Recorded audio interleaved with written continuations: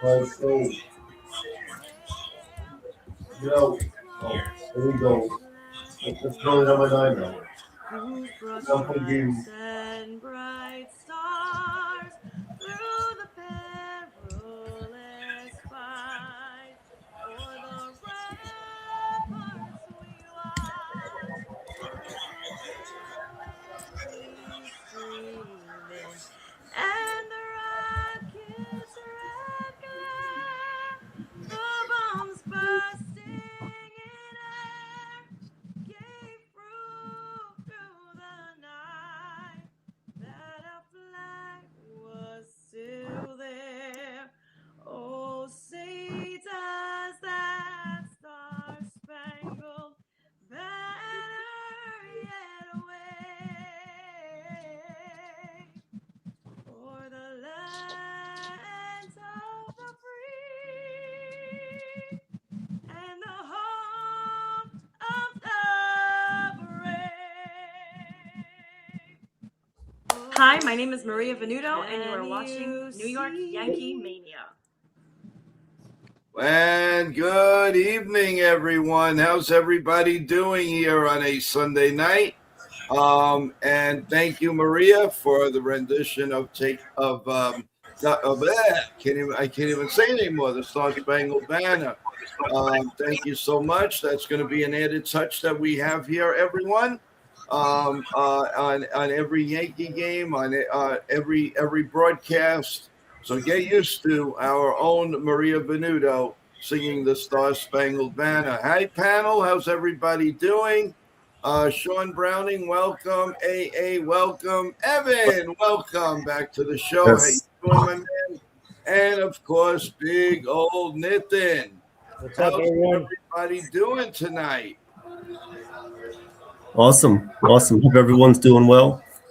Great weekend of sports, all that stuff going on. So Finally, welcome back. yeah, you guys have been doing an excellent job. Yeah. The NBA show was great. Appreciate it. And nice to meet Assad finally. Nice to meet you, man. How you doing? Awesome. Man, and everybody combined. And yes, thank you again, AA, for a great stream on the NY Mania After Dark. For everything, we really appreciate it. What you did, Nitin. He's got a whole bunch of stuff to talk about with all the great shows that we have this week. We have a guest every day of the week on NY Yankee Mania. A couple of them will not be at 9:30 in the morning, but we'll get into that in a little bit. So there's a lot to look forward to, guys. Right before I went on the air, I saw a clip from somebody by Johnny Randazzo, and he said, without a doubt, that Cody Bellinger is going to be a Met. Wow. So I don't know if you guys saw that. But at this point, I don't think we really it would be a surprise. And at this point, do we really care? So let's start with Evan. Evan, start us off with that. What are your thoughts on Cody Bellinger at this point? Well, honestly, I can't really blame the Yankees anymore. They gave him the best offer they could. They're trying to front load the money. They're giving him a signing bonus, giving him incentives, no deferrals. And they offered him a little bit over $30 million a year. So it was exactly what he wanted. And now, they're not going to pivot back and they're not going to try to give him a deal that ups any offer that any other team tries to give him, which I totally understand. At this point, it's a game between Scott Boras, Bellinger, and the Yankees. And if they can't come to an agreement, then so be it at this point. The Yankees have other options. I think they need to move on. I do think now it is hindering their process of going after other players, making other trades. So it's best for them to move on. If another team decides to give him almost $40 million a year, good for them. They can do that. At this point, like we've been saying, I think Austin Hayes could be a good option. You have Dominguez and Spencer Jones waiting as well, who should play more often. So honestly, I think at this point you just have to move on at this point, unless he's going to take the offer. If he takes our offer, that's great. Otherwise, it would look at it as like a massive overpay, in my opinion. And I don't think we're in a position to do that with the team that we have now. No, I agree with you, Evan. But the one thing that I wish the Yankees would do to show that we mean business, sign a player. Show some grit. Yeah. Sign Austin Hayes or Harrison Beta and make some noise. Let the camp of Bellinger go. Okay. But they're not doing anything. That's the frustrating I agree. part. I agree. Totally. They're not making any other moves. Show some guts here. Let's do. Who on the panel agrees with my statement? If they show some grit, then maybe we can get somewhere, because they're not going to be spending a lot of money on people like Austin Wells and Beta. Yeah, it's going to be a couple of million. It ain't going to be $155 million. What do you guys think about that? Nitin, go next. Yeah, first of all, I just want to say congrats to the Patriots. They're advancing to the AFC Championship game, and I'm actually good friends with the DeVito family, so congrats to DeVito, and also Lexi DeVito, the mom, and they deserve it. So they're going to the AFC Championship. They're playing the Broncos next, so congrats to them. But when it comes to Cody Bellinger, I haven't said it right, all the right points. I think I'm happy that the Yankees finally are making a stance here, and they're not going to go to bidding war, and at this point, their stance with their offer, I like that. I like what they're doing now. They're being more serious now about this, and I think they're fed up. They're starting to get fed up, and they're waiting on them. So by holding firm by the offer, kudos to them, because let them. I mean, and they're prepared to let them walk, and let the Yankees focus on other moves. There's other moves that have to be made, and if he seriously wants to be a Yankee, he would have been a Yankee by now. But now all this thing is happening. I do see him going to the Mets at the end of the day, or like I said, the Blue Jays could be one, Phillies, Pirates. But I think the Mets is the likeliest team that he's going to go to, if not the Yankees. So it's just a matter of when he's going to decide. And but I'm just happy that the Yankees are finally holding firm to the offer and making it out there publicly now, which is cool. So, AA, what are your thoughts? Sure. You know what? Honestly, the thinking I got right now is talk is cheap, because as Nitin, you guys said, like, if Bellinger already said that he wanted to be a Yankee, they should have just already signed him at that moment. Why try to drag this whole process and such? And then now, since they're mentioning that they're willing to pivot, they're willing to move on and stuff, you know what? Until they actually do it, talk is still cheap, because, if they want to make a Peralta move or they want to make other moves and such, we can't believe it until they actually, like you said, Joe, until they actually make the step. Until then, if they keep saying that, oh, we're going to pivot, or we're going to move somewhere else, we're going to be like, all right, talk is cheap. That's it. So, again, my thinking is that, all right, if any player, not only Cody Bellinger, but moving forward, if any player says, like, hey, I want to be Yankee, I want to be this, instead of dragging the whole process, just, do the action right now. Sign the person right now. I know it's going to take a little while, but sign the player right now and then make the necessary moves. But right now, the only thing I'm thinking is talk is cheap, because, Yankees been checking on this player, that player, but it has only been words. We need, and like you said, Joe, we need to see more action. Yep. Thank you, AA. And Sean Browning, shine in a little bit. Go ahead. Well, if you want my honest take. No, we want your full stay. Of course we want your honest take. I mean, could he at the end of the day be a Yankee? Maybe. Yeah. But, the Yankees gave him the best offer on the table. I don't see anybody else going to do it. But right now, at the time, congratulations, Cody Bellinger. You just made yourself a villain, because you decided to play Scott Boras' game of, I want 7 years, and even though nobody's going to give it to me, you don't play like Aaron Judge. You don't play like Shohei Ohtani. You don't play like anybody else on that's earned those $40 million or whatever AAVs that are on the table right now. Okay, you have inconsistent years. Your only two best years are 2019 and 2025, of which 2025 you played on the Yankees. You said you want to be a career Yankee, just like your dad. You want to play with the Yankees for the rest of your career, but you won't sign on the dotted line when you got a 5-year deal with opt-outs, a signing bonus, 155 million for 5 years. So what if they give you a 4-year deal with like 40 million or maybe a 2-year, whatever? You want to play that game? Go right ahead. Go be somewhere else because you're the villain right now. Whoa. Showing with the Go get him. I love So it. here's my thing. Antagonist. Brian Cashman and Hal Steinbrenner, go get the other players that want to be. You got Bassett, Chris Bassett. I love Chris Who's a Bassett. proven playoff guy. He wants a 2-year deal. He's an older guy. You can sign him to that roster. You just solidified our starting rotation. Because even if he's a back end, he's still going to be a lot stronger than Luis Hill and Will Warren. And then go get Austin Hayes. Go get Nico Horner. Go get a trade for whoever. Brendan Donovan from the Cardinals. Since they're already showing that they're a fire sale, get some right-handed at-bats, solidify our team, and if Cody wants to go play somewhere else, then let him be. You done all you could ever do. Just be the Yankees. Solidify that team. Let's get Aaron Judge his championship ring in 2026.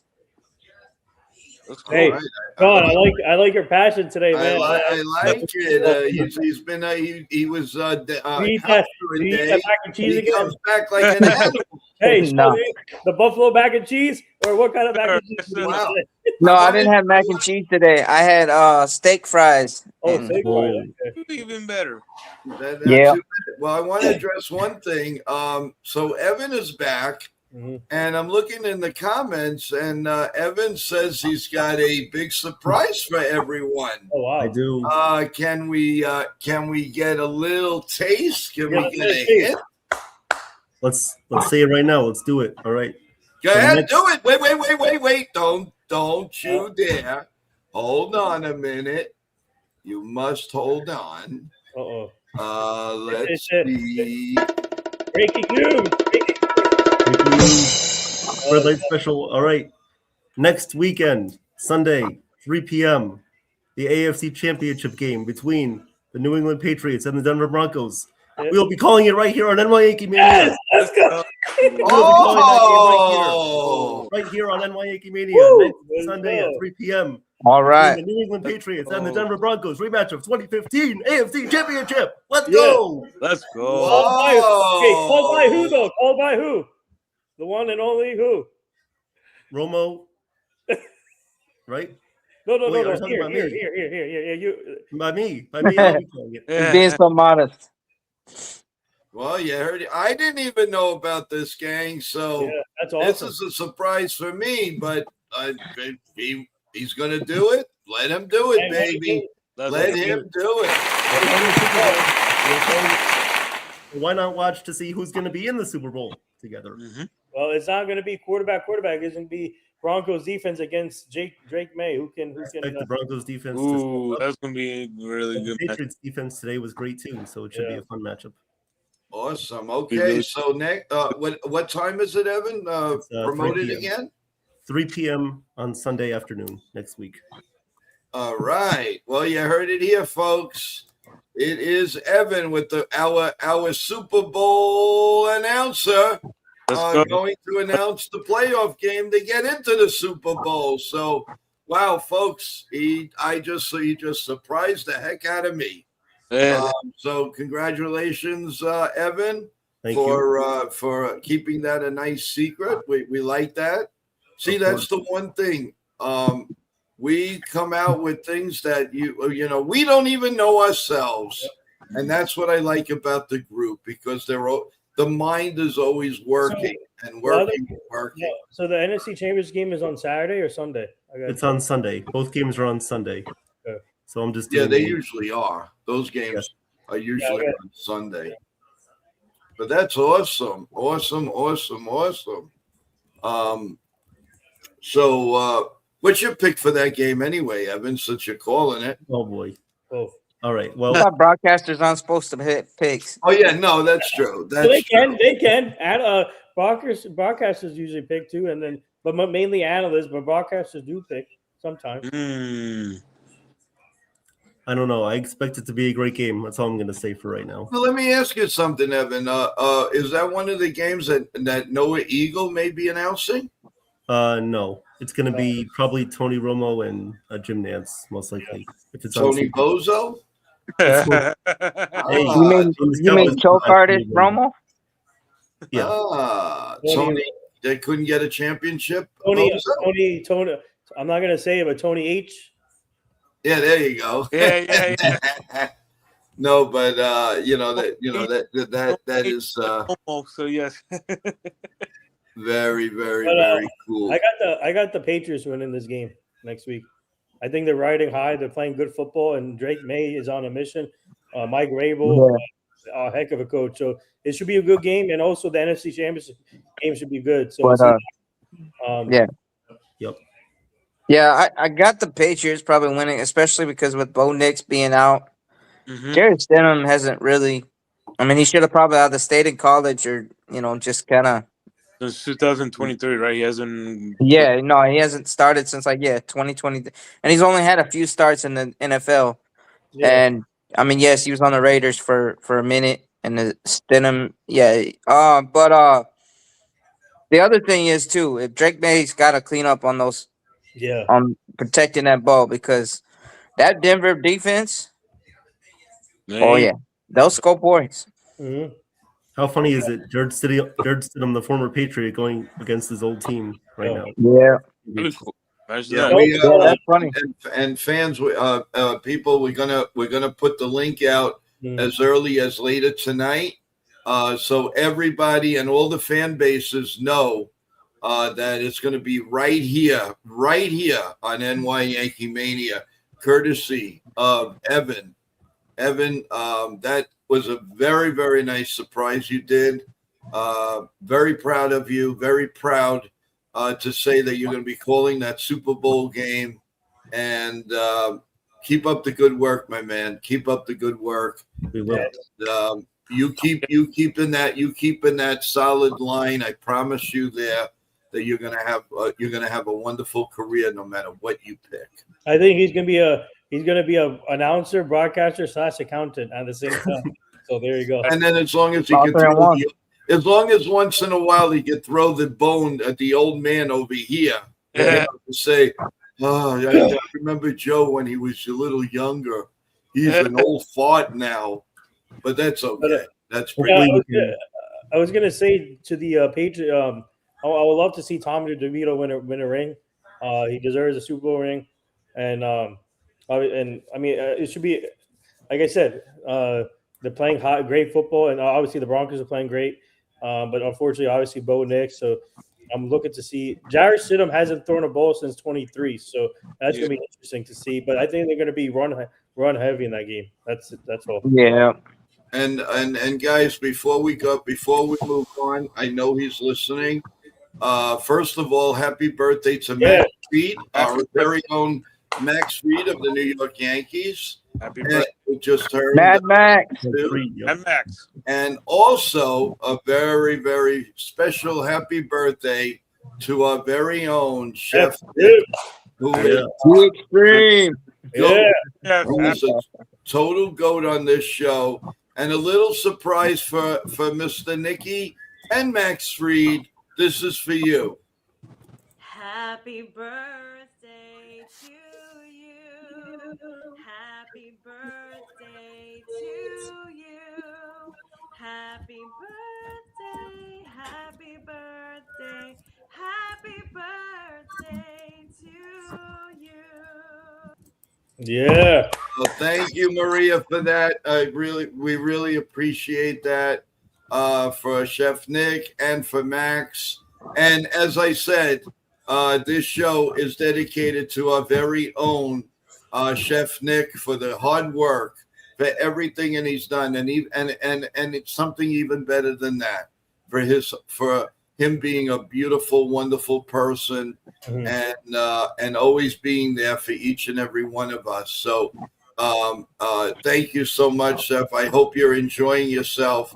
And I also from NY Yankee Mania people, I sent him a little something to have a gift from NY Mania. So I would lift the glass to him for a big, healthy, happy birthday and a little something from us. So you take that drink and you say, this is from NY Yankee Mania.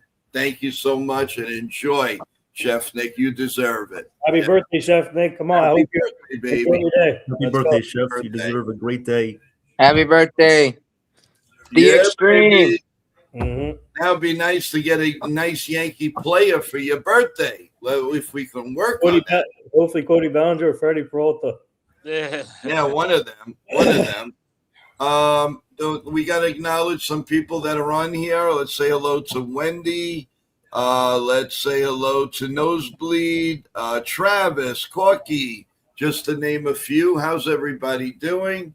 And for our 12 o'clock spin that we had today, thank you everyone for coming on. Quite a few of you came on, and thank you again for that. And Nitin had a lot of news for us. And before anything else, while we have quite a few people here, Nitin, you want to go over our schedule for Monday through Friday? Wow. Jason gave a super chat, $19. Thank you, Jason. Oh, Jason, come on, my man. What are you doing here? I want to give a spec shout out to Michael Zhang for winning his first round match in the Australian Open, the first ever pro tennis match win. Oh, wow. Myself, Evan, and Damon went to middle school with him and him way back when. Oh, wow. That's Jason, awesome. Thank you. Yes. Thank you so much for that. So generous. Wow. We should try and get in touch. I'll try and get in touch with them. Bring them on the show here. Yeah. No, I have a couple of people that I know are in professional sports. Obviously, Michael being one of them, but another one who's actually trying to be a professional bowler, going to be in the PBA. So, very nice. If we can connect with them, then we'll definitely try to get them on the show, interview them, give them more recognition. Well, Jason, thank you. You're definitely part of the family.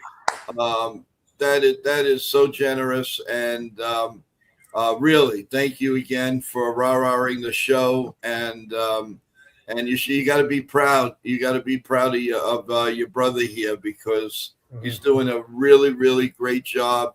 And calling it the NFC Championship or AFC, whatever it is, and also the Super Bowl. So kudos to the Spielberg family. Very, very, very generous. Thank you so much for believing in NY Yankee Mania, and only going to grow. So thank you. Wow, that took us by surprise. Thank you so much, man. So now, what were we? I'm a little flabbergasted here. So we're going over a third one, and we're in trouble. No, go ahead. Travis, we're all here. What's up, Travis? What's up, Travis? What's up, Travis? What's up, Travis? How are you? We're going to go. So my team and I we booked a full list for you guys when it comes to guests this whole week. Starting with tomorrow, my team and I booked our client and friend Bip Roberts, former Cincinnati Reds player, 1992 All-Star. He played with Barry Larkin, and he took over for Barry Bonds in the All-Star game in '92. So he'll be joining this show tomorrow at 12 p.m. Eastern. Get your questions ready. It's going to be a good show. So my team and I booked him for you guys for tomorrow, so it should be fun at 12 p.m. And we come on at 12 p.m. tomorrow. Yeah. And then Tuesday, my team and I also booked my mentor and my good friend, Amy Trask. She's a CBS sports analyst, former CEO of the Raiders. She's an author. She does pretty much everything in the industry. So she'll be coming on Tuesday here at 10 a.m. Eastern. Get your questions ready for her. It's going to be another good one. Wednesday, we also booked our good friend, Pat Ragazzo. He's a Mets reporter. We booked him for Wednesday, 10 a.m. Eastern, Wednesday, January 21st. He'll be coming on here. So get your questions ready for him. He's knowledgeable. He does great stuff in the baseball, in the world of sports. So it should be a good one there with them too. Thursday, my team and I also booked our good friend and client, Paul Voorhees. He's an actor, a big-time actor. He acted in 61 as Yogi Berra. He'll be joining this show at 4 p.m. Eastern on Thursday, January 22nd. And get your questions ready for him. And then also Friday, January 23rd, we also booked my friend and client, Kayla Welsh. She's a sports photographer. She does great stuff with the Buffalo Bills, New York Giants, you name it. She's chasing her dreams. So we're glad that we can help her out to come on here also at 10 a.m. Eastern. So get your questions ready for Kayla. That should be a good one. So jam-packed week from us, and more to come, guys. Stay tuned. We got more. Yes. Yep. And the 2 days that we're not on at 9:30, folks, is tomorrow, which we come on at 12, and Thursday. And on Thursday we come on at 4 p.m. So just please make a note of that. And unless the Yankees make a move, if the Yankees make a move, let's say on Thursday before 4 p.m. Drake May's going to happen, has happened potentially after the season, obviously. What if you go to the Super Bowl and they make the Super Bowl? Can you try to? Maybe I can try. Yeah, maybe I can try and do that. Yeah. And then you're going to come on here, right? You're going to be on our halftime show or before the game or whatever. Yeah. But players, Players won't do that if they're in the Super Bowl. But definitely, if I see Drake May somewhere or wherever, we'll definitely promote this show to you guys, to them. So. Oh yes. Yeah, I'll be there with I'll be there with some of my Job on the Mouth crew, and then also I'll be there with my crew from Nation's Best NIL stuff. So yeah, and also we got Mike Rabel. we got some big things happening at Nation Best. I'm dropping a big video on Tuesday with Soup Dog giving us a shout out for our company. He's a big investor in our company, and he's a big supporter of that. He teaches youth football in Englewood, California. So we're trying to work with his athletes with our company. So he's a big supporter of that. He knows our CEO of our company, and he's supposed to have an in-person meeting again with Bob, our CEO, in person. So then he's going to put me on the FaceTime call with Snoop Dogg and Bob Smith on Wednesday. So in the video, I'll drop the video on Tuesday. The shout out, he gave us a shout out. So right. Oh wow, that's awesome. Absolutely awesome. Things are moving here, folks. Things are really, really moving here. And the only thing we're missing Johnny Salami tonight. No, we're missing Johnny, Chef Nick. Yeah. And so bottom line is we're all here. We're all ready to get going, and we're all getting ready for the big Yankee season. So, listen, no matter what it looks like right now, and that's what I think. What I'd like to focus on right now, guys, is if the Yankees don't get Cody Bellinger, where do we pivot, and what would satisfy Yankee fans? To put yourself in as a Yankee. Oh, by the way, the other thing that we also have to remember, as Nick is texting me right now, don't forget about the Thursday show. Thursday night. Hey guys, Thursday night. Don't forget 8:00 p.m. Eastern. After the Paul Voorhees show, Chef Nick will be interviewing the one and only, the GOAT, the other GOAT, the Godfather of the show, Joe Mingoya. So you're gonna get your questions ready for Joe, and obviously you're gonna see a different style for the show as Chef Nick interviews him, and Joe has a lot of stories for you. So he's gonna tell you a lot of stories about his career, and it should be a fun one. So. Yeah, and everyone, like I said, I'm gonna try to make it as honest and as possible. So my team and I can get anyone in the world, in the sports industry, or anything or anywhere. It's just a matter of if they're interested and their time available if they're available. Nice, very nice. That's all I'm gonna say. You guys don't have to put out guests out there. We can get anyone. It's just a matter of, like I said, availability, and if they're interested. Yeah, we can't read minds, everyone. If you want a specific player or coach or something like that, leave it in the comments. Let me know if we're not on the air. You could do Joe Yankees 28. And also, we're working on some wrestlers too for the other show. Right, and right, exactly. And we're working. Ooh, very nice. Yep. Yep, we're working for doing something. Hopefully at Madison Square Garden on March 30th. Plus, we're going to be doing the play-by-play of the Royal Rumble. Ooh, very nice. As we repackage what's going on with Total Turnbuckle Talk and myself, NY Yankee Mania. Another thing to look forward to, everyone, is once the Super Bowl's over, February 21st, we will have the first Yankees spring training game as we simulcast it with Yankees The Ugly Truth and Ken, our own Ken. We will be doing that game, so you'll get a first look at the 2026 New York Yankees. So much. I mean, we could spend 2 hours on all the shows and everything that's happening here, but we want to focus really on this upcoming week, guys. Now, again, I sound like a broken record, but could this be the week that the Yankees add a player or two? Any thoughts on that? It could happen.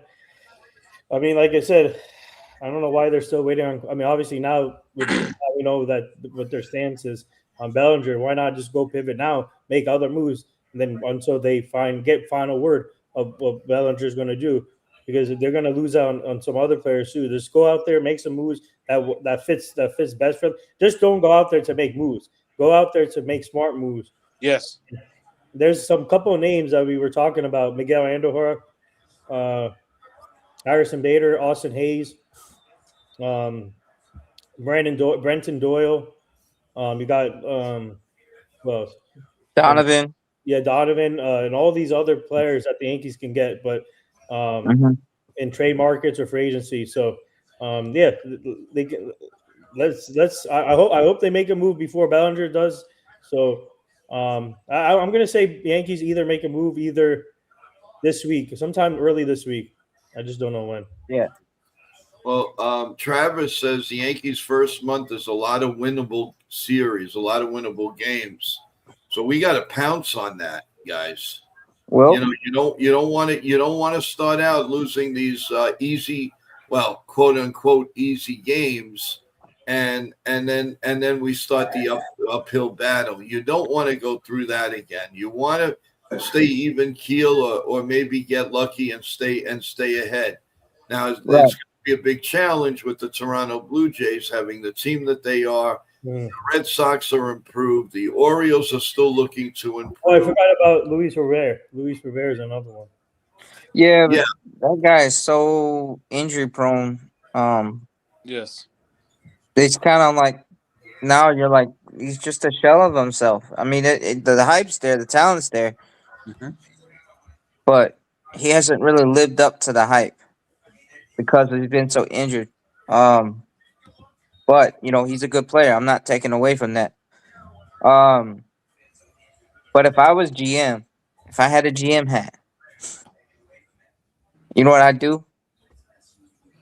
I'd either trade for Freddie Peralta, and if that's kind of stalling, or they're not really biting on it, I'd just go ahead and already sign Chris Bassett. Okay, get him on a 2-year deal. I would get Austin Hayes or Miguel Andujar, but I'd also get Nico Horner or Brendan Donovan. Yeah. So the trades, because we got holes at first base, we got a question mark in left field, but we don't have a true leadoff guy. We need a guy that can hit leadoff. Prototypical leadoff guy that we can bat in front of Judge and not worry about them freaking out when the pressure's on them. Well, we need clutch right-handed bats, and that would give us the. But yeah, you fill up your team because here's the thing.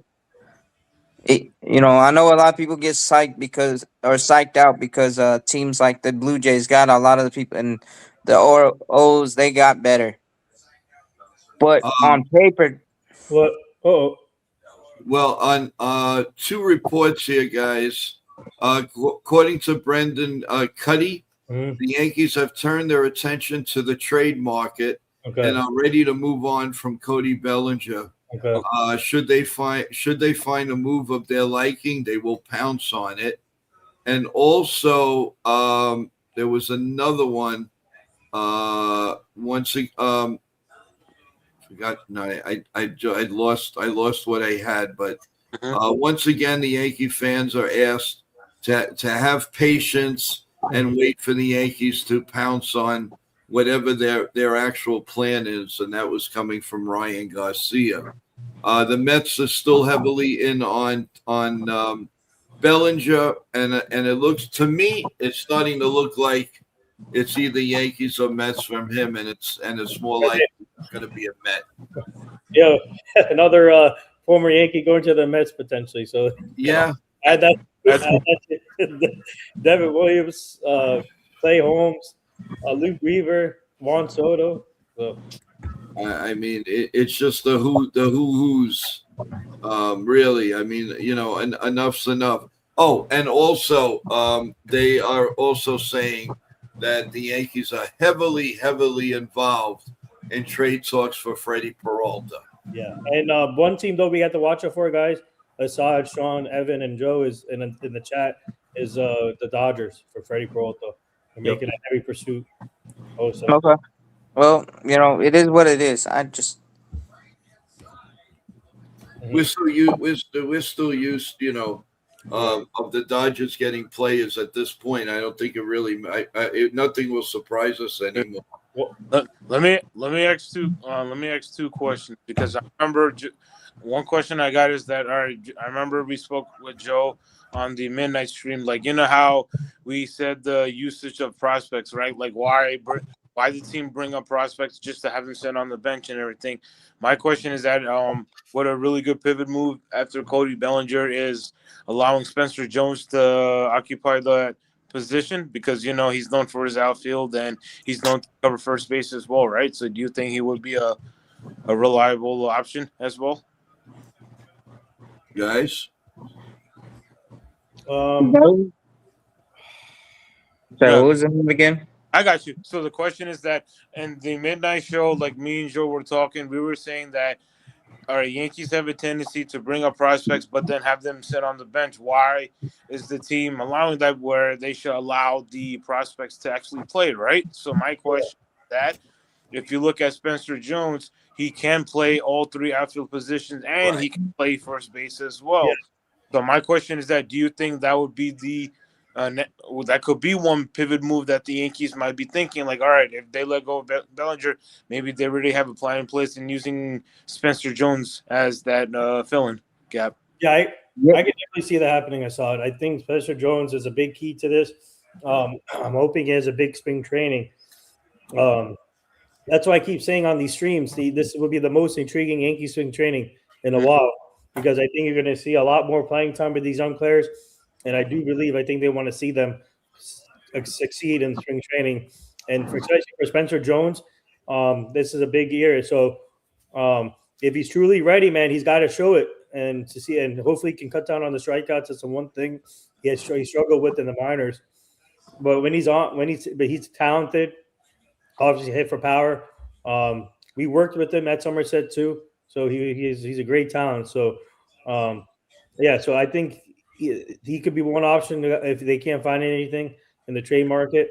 I would love to see him succeed at the high level, and he deserves it. And that's one player. And then you can say for Jason Dominguez, it's another big year for him. Just what he can do. So I think by the Yankees letting all these big time free agents go, I think we're ready we're seeing what they're trying to do. I think, in my opinion. Yeah, no, I agree. I totally agree. And with that note, ladies and gentlemen, allow me to introduce myself or reintroduce myself. My name is Chef Nick. I am here for you. This is NY Yankee Mania, NY Mania for the entertainment purposes. Please smash, like, punch, stomp. jump on the like button, subscribe, share. Please do any domestic violence as you can in a polite way. You guys are the savages in the NY Yankee Mania. I am your chef to your savage to your cabbage. I will shred you like coleslaw. Let's do this. You guys are my rock stars. You guys are my chefs. Love you all. Let's rock on. We got this, baby. Yes. Chef's kiss, baby. Let's do this. Well, we miss you, Chef, and also shining in. This is Johnny Salami from NY Yankee Mania. Like and subscribe. Yes. Yes. Here we go. Thank you, guys. A little action, a little break in talking. Why, we just have a little sip of water or a cup of coffee or something. But yeah, thank you, Chef, and thank you, Johnny, for that. We have a lot more where that came from. And also, hey, the bottom line here is let's just get to spring training and let's get it going. Let's see what for the Yankees. Let's say they don't make any more moves. They don't. Well, then you know what? Let's see what they got. Let's see what they got. I saw an article today. I know this is gonna. Oh, what do we have here? Oh, come on, Nathan. What's that all about? Yes. This guy is so generous. My God. Love this crew. Happy birthday, Chef Nick. Keep up the great work. Welcome to the team. Assad, congratulate on Team Assad. Congratulate on 700 subs. My team and I are loving helping everyone here. Stay tuned. More to come. Big things are happening. Thank you, Nathan. My God. And some donation will go to the Red Cross and the Towers, and also pays for StreamYard, and we really appreciate it. We really, really do, Nathan. That is so generous. Thank you, man. Really, you guys are outstanding. I would say this, that like if I was Bellinger, like if he again, we're gonna keep saying like if I was Bellinger, I would have told Boris I want to be a Yankee. I would have pulled a Vince McMahon move and be like, so when Bellinger signs on the dot with the Yankees, he can go up to Boris, be like, Boris, you're fired. Yeah, that's why that poor man. I shouldn't say poor man. I'm not on the Vince McMahon trail wagon, but he's got no voice. For doing that, he really screwed himself up really bad. I mean, between his face and his voice, oh my God, he just. By the way, yeah, I want to send my prayers and thoughts to the Roger Allers family. He passed away at the age of 76. He was the co-director of The Lion King and Beauty and the Beast. Oh yes. He passed away at the age of 76, and what a legend, man. Yep. Our condolences. The Lion King movies are the best and classic. Oh yeah, definitely. Yeah, you're right. Our condolences to their family, and rest in peace always. So, that news you don't like to bring, and that when you hear something like that, that brings all of this into hibernation. Like, we're worried about, somebody playing left field for the New York Yankees, and a family just lost a very loving member of the family, which, obviously not going to be around anymore. So always take stock of yourself, everyone. You're number one. You're the important one, and you got to be proud of it and live life the way you want to live it, the way you should live it. The right way, and if you can make somebody's day, I don't care if it's just picking an older lady up in the street and walking them across the street. Well, you know what? You made somebody's day, and always look forward. Always look forward to life. And by the way, I hope who's ever off tomorrow for the holiday, I hope everybody has a great day. And I'm glad that we're on at 12 o'clock, so a lot more people could shine in, and you don't have to worry about your lunch at work. So who's ever home, please tune in. to our show, as Bip Roberts will be on, former Cincinnati Red All-Star, and he does have a couple of really beautiful stories to tell us. And this is all brought to you by Nitin and his sports team. Hey guys, by the way, also before we go any further, I would like to say that I brought out another. I was on a phone call with parents with this 7th grader phenom flag football player. I brought him into the company today, so we added another player to our company. So I'll be as you guys know, I work with a bunch of pro athletes and a lot of other college kids, high school kids, and also sometimes a youth player. But this one, they definitely added. So this is my first 7th grader I'm going to be working with. So I'm going to be his next manager / agent. So yeah, so I brought him to our Nation Best NIL company, and so the parents are excited, and they love what I do with what I do with the pro athletes and also college and high school. So he'll be added here pretty soon. So and they're going to be I'm going to be handling all this stuff. So very nice, man. Very nice. Yeah, that's awesome. And also, Nitin, when you start rounding up all of the people and clients, it would be great between our show and Jobber and the Mouth, to introduce these people, because we could both say, hey, this star that's now playing for the whoever, when he first started, came on NY Yankee Mania or Jobber in the Mouth, and that would be exciting. Yeah, we have in our California base, or obviously the company is based out of California. We have 90 plus players in the database with their NL with their with their NIL company, Nation Best. All those players are from California. This is the first New Jersey athlete I brought in to be part of that company. That's awesome. That really is awesome. So we're very proud of what you're doing, Nitin, and good fortune always. And if we could be a small part of helping you get to your goals, we're always here. Well, we're here to help you guys out too to get to the goals. So there you go. Yeah, again, really appreciate it. And remember, 2026 is going to bring a lot of different taste shows here. And hopefully we'll be bringing it live from locations. We're also going to be having our big, our big softball or baseball event, depending what we decide, what we're going to be doing that way. And you're actually going to see 7'4" Evan, who's going to be probably playing first base, or he could catch. He could catch. Yeah, he could catch. And nobody will get past home plate, so that'll be cool. Evan, that would be fun. I still can't believe how freaking tall you are. Yeah, it's incredible.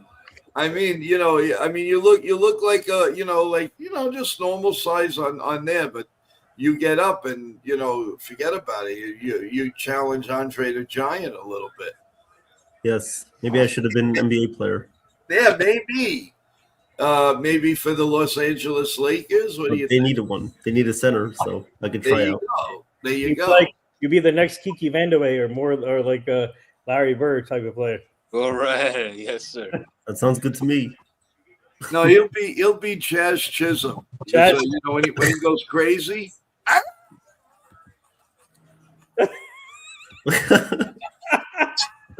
Oh, okay. Running around with. I had to get that out. How do you do it, Jason? What? I mean, Evan. Oh. You, Jason. How you doing, Evan?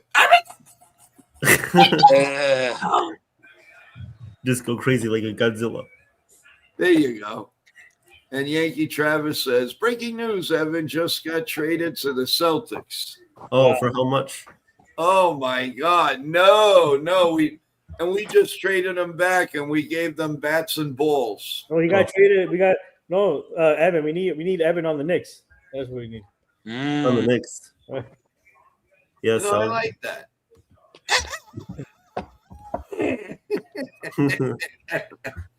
And Mr. Sean Browning, you've been a little quiet over there. What's going on with you?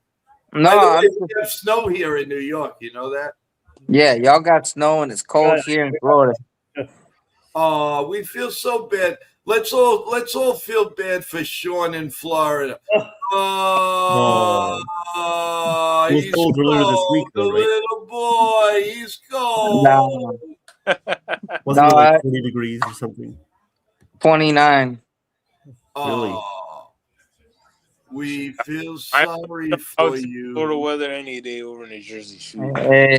No, it was raining all overnight in the morning last night, but no, it's all right. I can deal with almost any weather. I've camped on Willard Mountain in the winter, Oh, wow. January, February. Boy Scouts, winter jamboree, outside in the cold. Wake up with your toes frozen. Have to hike down the mountain because the fire won't even warm your feet up. Yeah. And yeah, if you ever been to Willard Mountain, you know what I mean. Mm-hmm. In upstate New York. Is that any relations to Willard Scott? I don't know. I know it's named after Willard, but it's a ski resort and snow tubing. It's in the foothills of the Adirondacks. Oh, nice. Yeah, Well, right outside. If you ever go through Washington County in upstate New York, okay. before you get to Glens Falls, Yeah. It's farm country. There's Willard Mountains up there, and yeah, people do skiing stuff at lodge. But yeah, in the Boy Scouts, we had to do one of the winter jamborees where we had to do competitions out in the cold, and this is January, February time. Oh, nice. I'm very surprised though. You got so much cold weather in Florida. No jokes aside. Yeah, but is it warmer there now, Sean?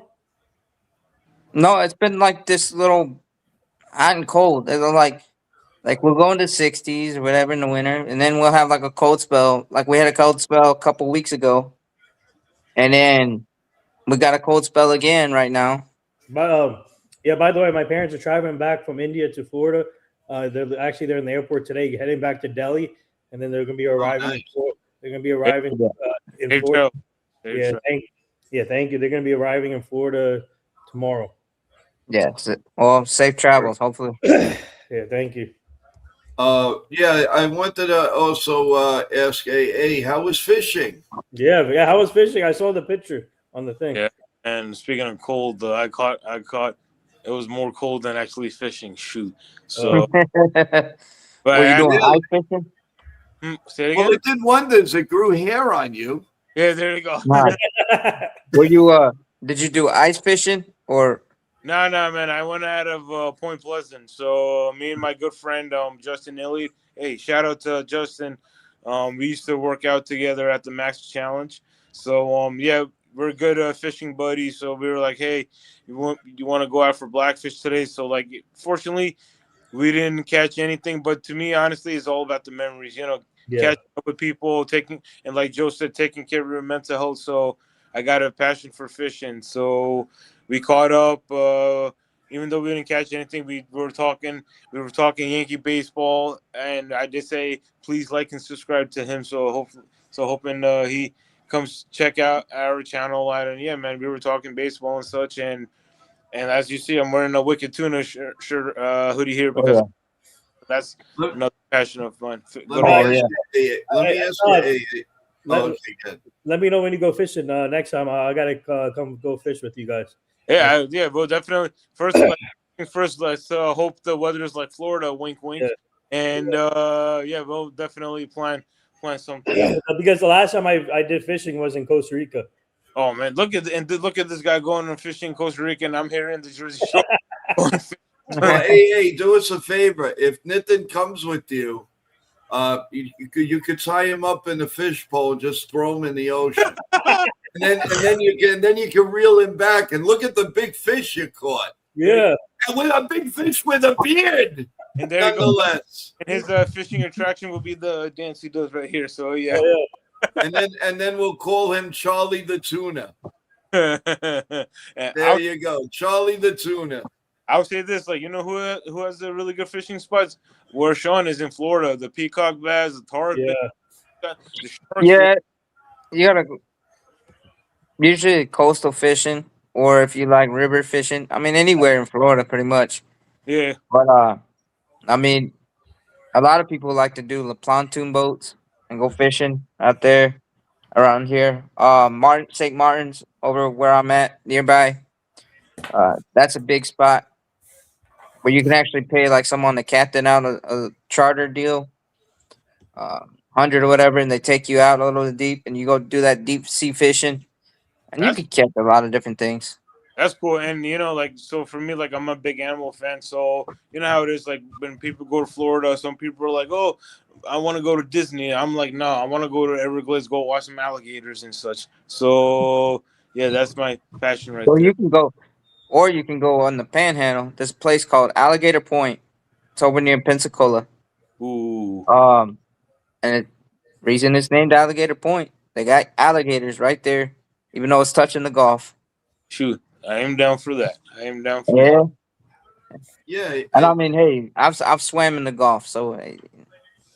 You know, guys, speaking of animals, I don't know if you guys noticed either on Facebook or your Facebook pages or YouTube, what is going on with the phenom of everybody, a lot of people with getting pigs now as their main pet. What is going on there? Wait, what? I don't know. Pigs as a main pet? They are bringing home pigs. I mean, well, now obviously you see a lot of farm people have pigs as pets, but obviously now you get on TikTok, you'll see a lot of people get it as without a farm. They keep it in the house, so like they keep like some people on TikTok have like as a pet these mini pigs, the baby pigs, and then it's like it's crazy. It's like some people also raise those. Yeah, and I noticed a lot of single women are bringing they have pigs in the house, and it's like what? I mean, it's just like amazing to to watch them. They act as if they're dogs and all of that. I just thought of that. Cat or dog, right? Oh, by the way, here's why have a man when you can have a pig? They're gonna make a mess either way. Well, you could see some of those YouTubers or TikTok that they eat 20 hamburgers and all of that. Oh. I think I'd rather bring home a pig than bring that guy home. And there's Joe, remember the guy you sent me when he was eating all the peppers and all? Oh, that's ridiculous. The old man. I don't know if anybody's seen that. Yeah, he's eating. He goes, red fish here. and everything hot, completely hot, hotter and hottest. I don't know how he does it.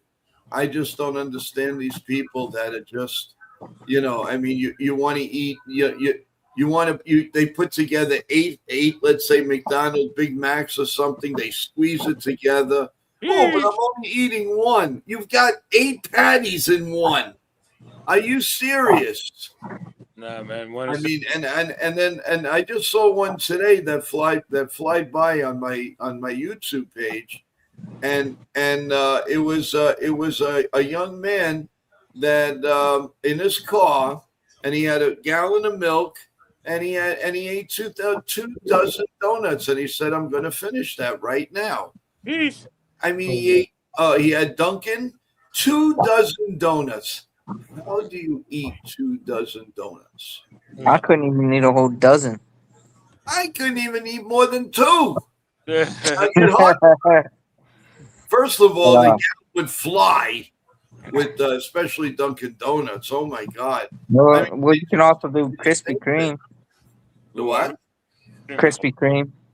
Now, the Krispy Kreme, in my opinion, is tastier, but a lot more sugar.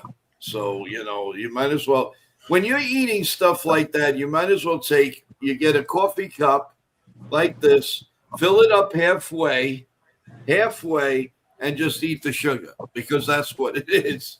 That's really what it is. It's crazy. I'll say this. So my parents, they live in Piscataway. I was there. I'm actually here right now in Piscataway, just chilling with my parents for the weekend, and then I'm going back to Carteret. So I just saw that recently they opened up a. You heard of this spot called what? Tim Hortons. Yes. So I drink their coffee. Yeah. So I went to Tim Hortons and just wanted to see what the hype was. So like you said, man, I ate the donut and I'm like, yo, I'm not eating 2 dozen donuts with this. I'm like, nah, I'm good. So yeah. It's really crazy. It's absolutely insane. So, but I don't know. You know who also has good donuts? But you can buy them in the store. Krispy Kreme donuts is the best. ShopRite. ShopRite. Oh no. Remember Franz? Who? Franz Bakery.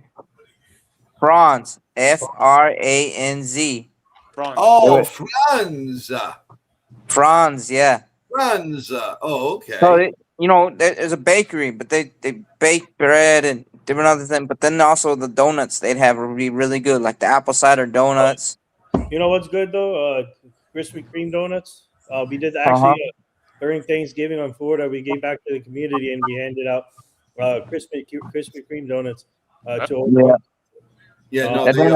They are good, and they don't give you the heartburn. Like to me, Duncan, for some reason, no matter what I do, no matter what time of day, the donuts give me heartburn. I don't know why.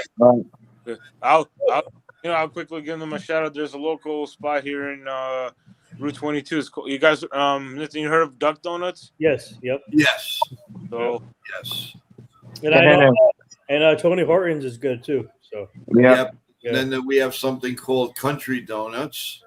That is another one. But Tim Hortons coffee is very good, by the way. And then there's also a chain called Heavenly Donuts.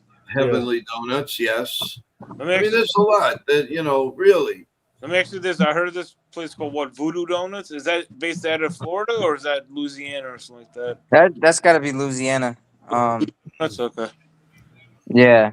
Because that Louisiana, they like to have fun off of the black magic and a lot of Creole input there. So, dude, I don't mind a good old classic jambalaya down there. So yeah. Oh yeah. Oh, that's the best jambalaya right there. Yeah. No, not to change the subject, but we have Evan on here, and really not fooling around with it, but Evan, you're really. You're everything about the new coach of the New York Giants. Tell us how it really feels, and what difference will that bring to the table, in your opinion? Take it away. Yeah. Well, John Harbaugh, now it's official. Finally, he got a new deal, coach of the Giants, and I'm very excited. Looking forward to seeing what they can do. I'm not expecting them to be good right away. It's going to be a process. It's going to take time, of course, because obviously last 2 years they were not a very good team. They won 3 and 4 games last 2 years. So it's going to be a real rebuilding process. It's going to take time. But with a guy like that who has experience, who's done it before, I'm confident that he's going to be able to do a great job with the team, and he can give us great results as a fan base, and hopefully we can be excited again. I mean, this isn't just a guy that you hire to be the coach. He's a guy that has influence in the front office too. He's a guy that has power within the director of scouting, player personnel, the roster. He has power over pretty much everything as well. And he said he wanted to bring more analytics into the organization and wanted to maybe have like another analytics guy as a head of football operations with him as well. So it should be fun. And as long as they're competitive next year, I can see them building up something good, but obviously it's going to take time, and I don't expect it to happen right away. Well, guys, what makes him so special?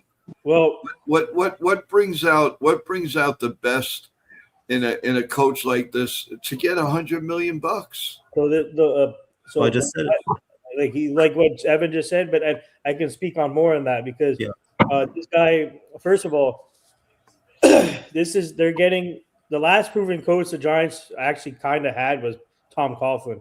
Obviously, you can go back to the Bill Parcells days, but consistent winning was Tom Coughlin.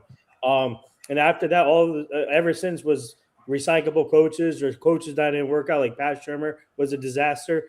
You had Joe Judge, who was a disaster.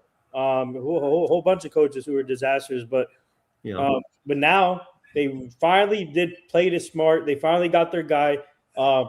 This guy, when he was in Baltimore,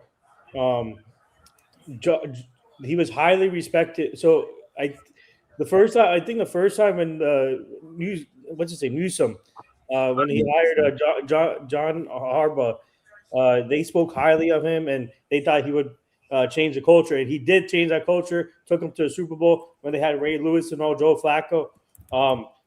This guy is well respected in the NFL, like his brother Jim Harbaugh. But the one thing that stands out with John Harbaugh is the way he's able to get the players to listen to him, and he relates, and players love playing for him. And he's passionate about football. He's not going to be like Bill Belichick or that. He has a different mindset of coaching, and he has a winning record. He brings winning mentality. I know everybody says he only won one Super Bowl, but it doesn't matter. His team's been going to the playoffs every year. Very competitive every year. Competitive coach, and he's going to help Jackson Dart out. Apparently, the Todd Monken thing is not official yet because he's getting interviewed by other teams. So if it would be a big plus if they can bring in Todd Monken, because if somehow they can secure Todd Monken along with John Harbaugh, then that'd be a huge plus for Jackson Dart. So as of now, you guys don't have Todd Monken because he's interviewing with other teams. So hopefully John Harbaugh can convince him to come with him because he will definitely help out Jackson Dart, and he helped out Lamar Jackson in his to elevate his career. But obviously John Harbaugh is a special coach. I think this is the perfect hire for the Giant fans, and they're going to be excited. They should be excited, man. Kayvon Thibodeau is excited for this. All these players should be excited because they're going to get a good coach that can teach them well, and he's going to change his culture in a heartbeat. I think, obviously, Evan said it's going to take a while. I don't think it's going to take a while. I think it'll take at least, I think next year, if they get the right players in free agency and they build through the draft, I can see him turn this around real quick. Because he is a culture standard, and he's going to report. So another report is he's going to report to John Mara about everything. Yeah, he is. So that's a key. So if you have the relationship with the owner right from the bat, and that's good. So I think that's key. And I know that John Mara is going through a lot with cancer, so wishing him the best. And Leonard Marshall, my mentor, and obviously I have a close relationship with all these Giants players and former ones, but they speak high. They told me a lot about John Mara, and they speak highly of him. So, but all in all, I think this is the perfect hire, and he's gonna, and like I said, he's gonna bring winning to say winning, and he's like Tom Coughlin, but in a different way. But kudos to the Giants, man. They got their guy. They pursued him hard. They took him to lunch in East Rutherford, New Jersey. And by the way, I got connected with that restaurant. I told them congrats on hosting them. They said they were excited about hosting them. So so that's why they got him, because he brings a special intangible that most coaches don't have. He knows how to put together a good coaching staff too. Most of the coordinators he brings in, they're always interviewed for head coaching jobs. Like Mike McDonald right now, he's the 1 seed with Seattle. And John Harbaugh interviewed him and hired him as their defensive coordinator in 2022, I believe. And now he's leading the Seahawks. So he has a good eye for talent. He knows how to put together a good team. They're competitive every year, and he knows how to get the best out of players. So, and he comes from a football family too. His father, Jack Harbaugh, his brother, Jim Harbaugh, of course. So, I'm sorry. Go ahead, Sean. No, I was gonna say, but yeah, the big thing about it is everywhere John Harbaugh's been, he's changed the culture. Yeah. Whether he was in college or whether he was in Baltimore, where he's in, he changed the culture. Yeah, and in Philadelphia, different other places.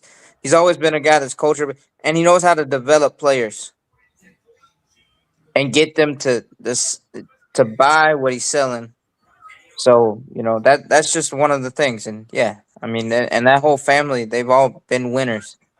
So I would say so. My take is like when it especially comes to John Harbaugh, one thing I know is that he put himself in a really good situation. The reason I say that is because I noticed, especially in the NFL nowadays, it is a quarterback. As much as the defenses live up to the hypes, it is a big emphasis on who the quarterback is for the football teams and such. So I do believe that when it's said and done, John, like you guys said, John Harbaugh, he's going to play very well in the Giants because he does believe in player development. Because I heard that report that apparently before signing off with the Giants, I think he called Peyton Manning. Yes. He called Peyton Manning. He told Peyton Manning, "Hey, let me get your brother's number, Eli." And then I think they were having conversations. So he was asking Eli about the Giants organization and the mentality and the development of Jackson Dart, right? So that's good. It's good that he made those steps. And yeah, man, it is a big quarterback needy team. A lot of the potential head coaches are going to look at situations like, well, who's the quarterback, or if possible, if this team can draft the quarterback and such. Because I heard not only John Harbaugh, wasn't there another head coach signing today? Yesterday the Falcons Stefanski was signed by the Falcons. Yep. And I want to ask you guys, like, what's your take on that as well? That's I love Kevin Stefanski for that team. I think he fits the offensive scheme, and I think he's going to help Mike Penix develop in a good quarterback eventually.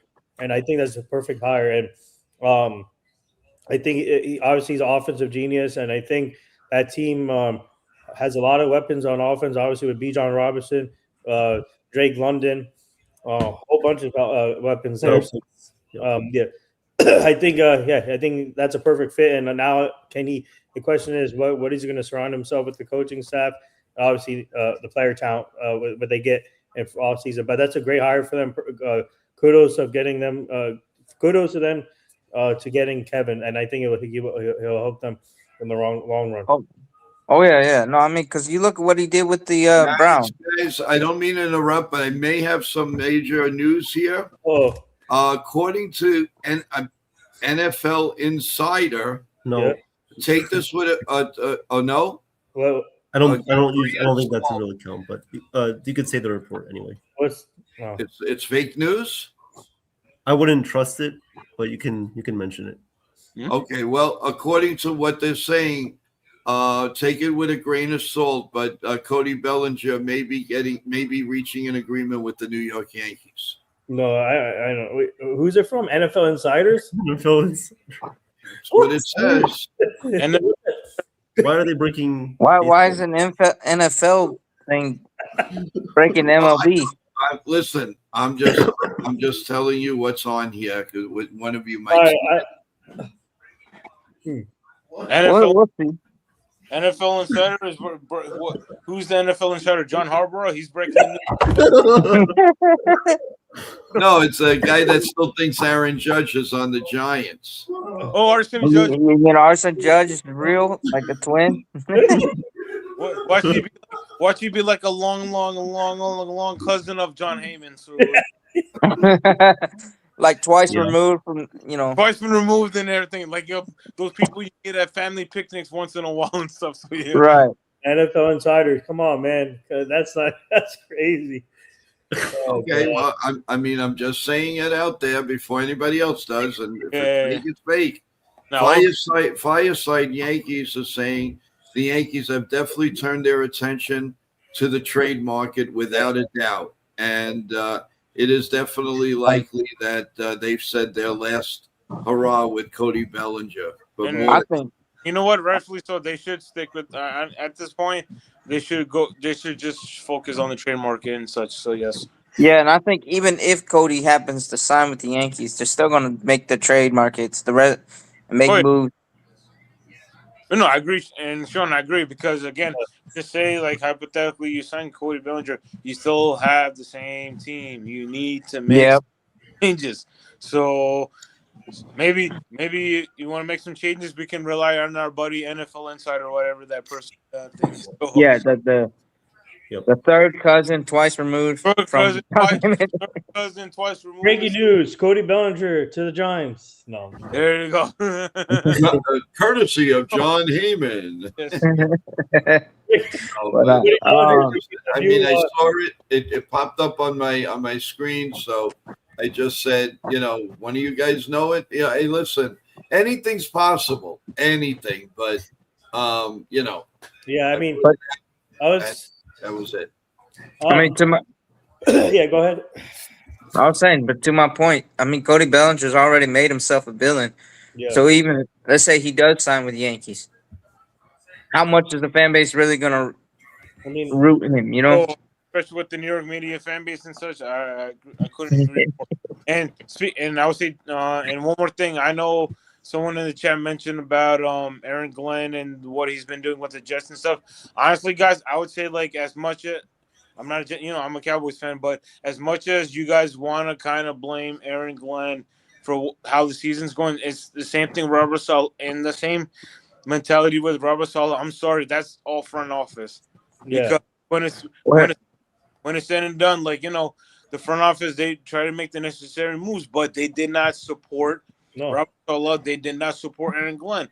Look what Aaron's doing with the Lions. He was a heck of a coach as a defense coordinator and such. So, and it was unfortunate. Like he got himself in a situation where the Jets are doing this. Look at, if you want a good analysis, look at Aaron Rodgers. Look what he's doing with the Pittsburgh Steelers right now. I'm telling you, when I said it, I mean, he's sitting over there in Cancun or in his bubble of darkness. Oh yeah. Oh God. Yeah, I think with the Robert Saleh era with the Jets, he was a great coach for them. They won games with him as the head coach, so you can't fully blame him. I think some of it had to do with Joe Douglas and, of course, Aaron Rodgers. When a superstar like him comes to the Jets, he had like pretty much all the authority, all the power, and I feel like there's really nothing you could do about that. And I really put it on Woody Johnson. Oh yeah, I'll put on Woody Johnson too, because what's his name now on the Rams? Devontae Adams. Look what he's doing with the Rams. Sam Darnold, and he's elevating Stafford. He's elevating Stafford's game even more, and Stafford is in the MVP discussions now as a quarterback. Yeah, well, Stafford's a Hall of Famer. Yes, when he all is said and done. Yep, he's a Hall of Famer, and what's it called? What was I going to say? So he's a Hall of Famer, and the Ram. By the way, speaking of the Rams, they're winning right now, 17-10. So in the fourth. Yeah. Yep. But the Bears are driving. I think this is going down the wire.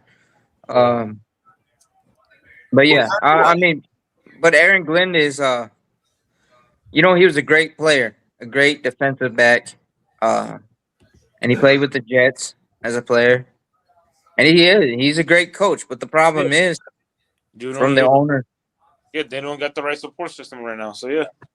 And speaking of Aaron Glenn, the first year reminds me of what happened to Dan Campbell. Remember the first year when Dan Campbell was and he eventually turned around the line. So you got to be patient. At least 3 years. You got to give patience, coaches. Well, yeah. I mean, the last solid coach, and I'm nothing against Robert Saleh. But Robert Saleh had no support. Yeah. And the players that were drafted, it was, and then the injuries piled up. So yeah, but the last solid coach the Jets had was Rex Ryan. Yeah, that's true. Benji has a good question here, Joe. He said, "Is Cody a superstar?" No, I think the Yankees are smart to call Boris bluff. Cody has been up and down. Wow.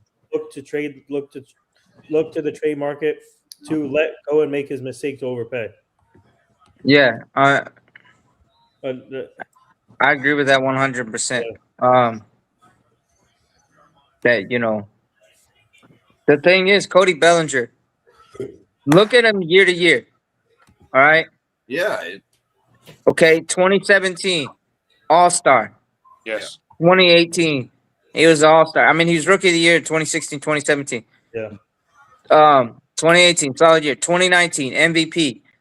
2020, World Series champ. But he was like average. 2021, decline. 2022, decline.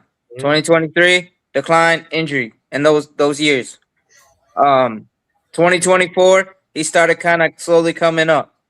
2025 has a career year.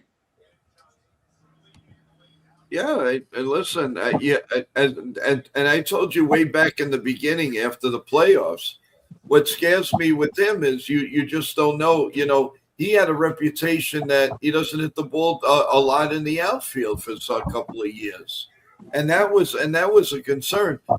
Now you want to give this guy $165-200 million, and sometimes he can't get the ball out of the infield. Plus, he had a very, very bad playoff. He didn't play well in the playoffs, and is that an omen of what lies ahead this year? That's why the Yankees have to work it with their head, and move on and make a statement, sign somebody. Yeah, show them you mean business. Yeah. I would say this. And also I would also give a shout out to the athletic trainers of the Yankees too, because not only Cody Bellinger, he was able to bounce back and have a really good career.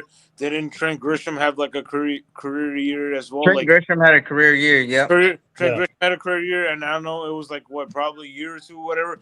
Gosh, stand again. So I would definitely give them a shout out as well. Yeah.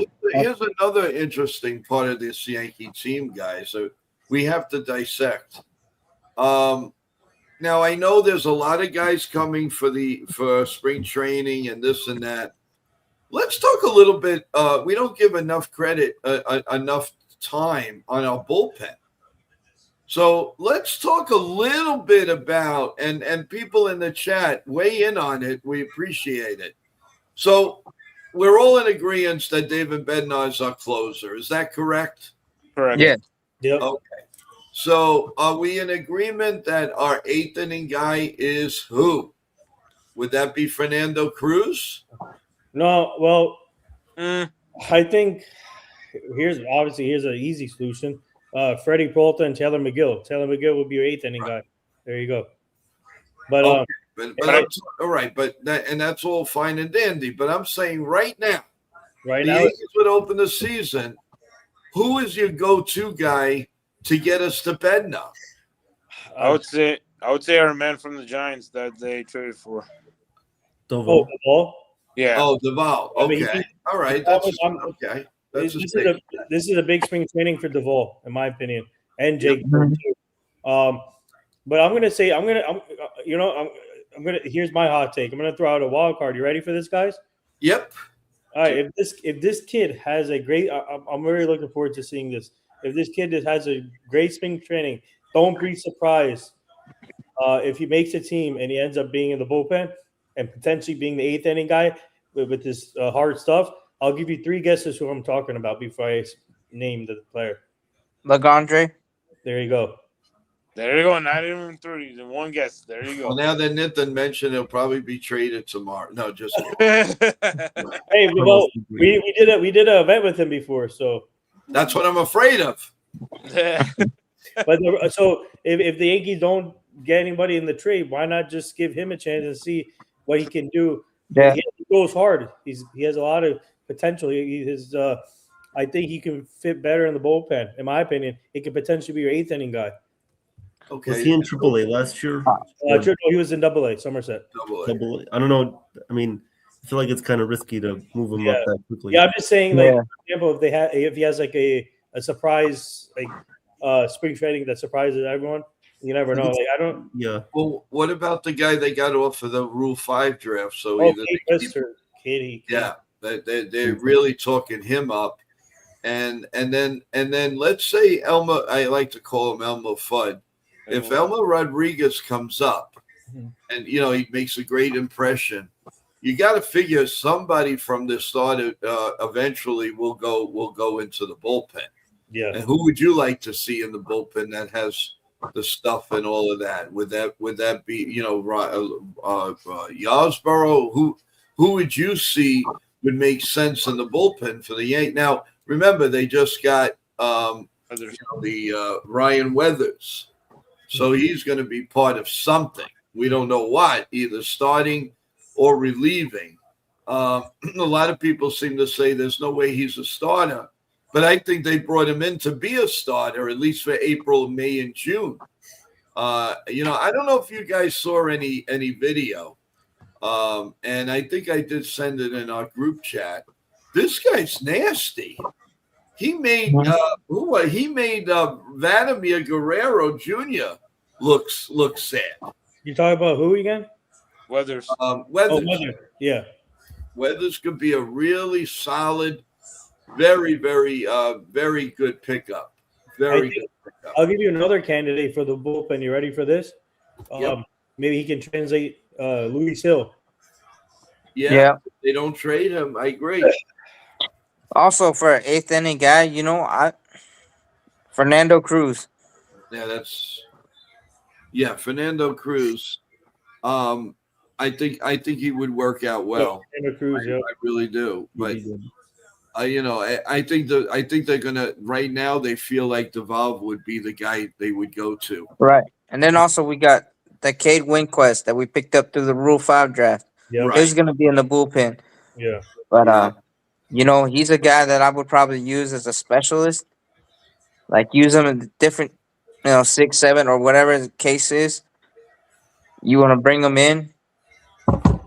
But Weathers, Weathers is gonna be a guy you can use for multiple innings. Since Boone loves to have multi-inning relievers. Yeah, he does.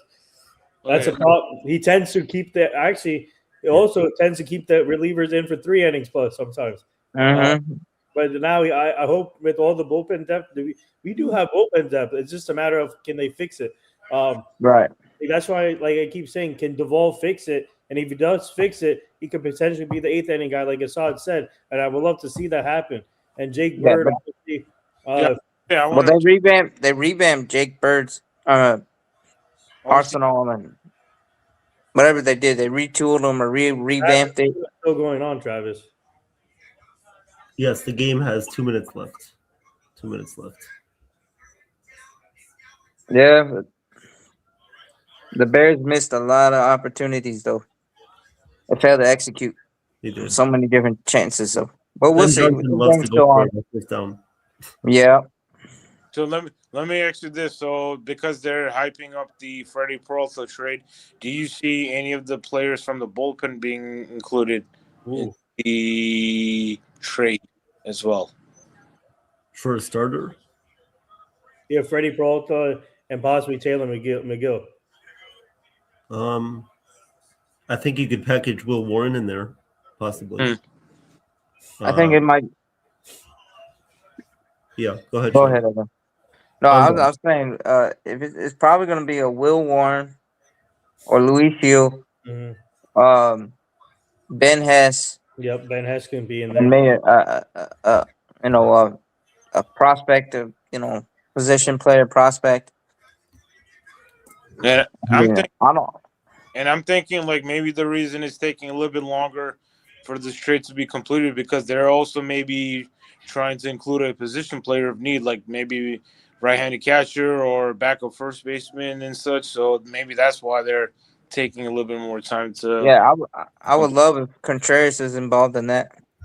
Yeah, I'd give him Dominguez for that. Yeah.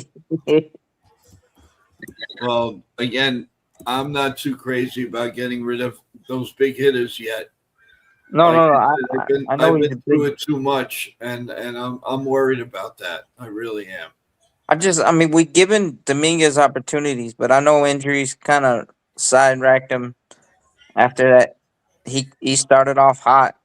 Right. But, the thing is Trevor Story, I watched that happen to him. That guy took off like a rocket when he first came into the league, but then injuries took him, and then he went down for a while, and then now he's starting to kind of go back up to what he was supposed to be. I agree. But I'll tell you, it's going to be interesting. Now, are we in agreement? All of us, the Yankees bench is pretty good. Better than last year. Yeah. Anything was better than last year. I mean, they didn't even have peanut butter and jelly in there. They had more like too dumb. They're gonna. I expect them to add a bat or two here, obviously. Yeah. A couple of right-handed bats, and then we need a right-handed catcher. That's what we need. Mm-hmm. I can definitely see them signing. What's his name? Bader, maybe a reunion with Bader. But Joe, I really like your idea with Miguel Andujar. Yeah, that's what I like. I like that. I think Andujar would be a nice fix. Off the bench. Yeah, Right, Joe, off the Yeah, bench. just everything. Yeah, but Yeah, A little bit of everything. he's improved his offense over the years. I mean, he's Mhm. back. He's trying to get back to where he was when he had the rookie for the double when he hit like 40 doubles. For Right. us. Yeah. So I think he's back to that. I think he's improved as a hitter and a defender also. I wouldn't mind him having him back on a short-term deal, obviously. You can look for guys like Miguel Andujar, Bader, Austin Hayes, but honestly, Austin Hayes would be a bench player too. So I think look for the Yankees to fill out the bench even more. But I'm finding a hard time where they're going to find the right-handed catcher now. The one thing, the one thing, guys, that I could see this year, like 3 years ago, I think they're going to make deals right before they head north to start the season. I mean, it's just uncanny to think that they're going to keep this team. I don't see it, guys. I don't see it. There's got to be either from here all the way up to opening day against the Giants. They'll make some more noise. They gotta make some more moves, and I think in spring training that's why it's great that we're covering a lot of the spring training games, guys, because we're gonna be on top of that news. Mm-hmm. So And the first spring training game is February 21st, and you can hear the call here on NY Mania with Evan, Joe, and you guys can with the I think they're playing Ken. And Ken also. Sorry, Ken shout out to Ken from the Ugly Truth. He'll be doing the call also. Yankees and Tigers, February 21st. Yeah, so we're really looking forward to that, folks. We really are. I think because of experience, I think he'll probably make the bench. Paul DeJong. Oh, I keep forgetting about Paul DeJong. Yes. Yeah. Well, Nick Torres is going to be Paul DeJong. Yeah. Yeah, but I mean, Nick Torres, though, he's going to be an X factor this season. I like Nick Torres. I've seen a lot of video on him, and I'm impressed. He's going to be an all-star this year. He's going to be our MVP. He's going to win MVP. Watch. He's going to yeah. He's going to be all Freddie Freeman. Go MVP. He's going to hit 50 home runs as a first baseman. Yeah. You heard it here first, guys. We're going to have 250 homer guys. And 340. Because Aaron Judge, I'm still predicting he's going to have Triple Crown year.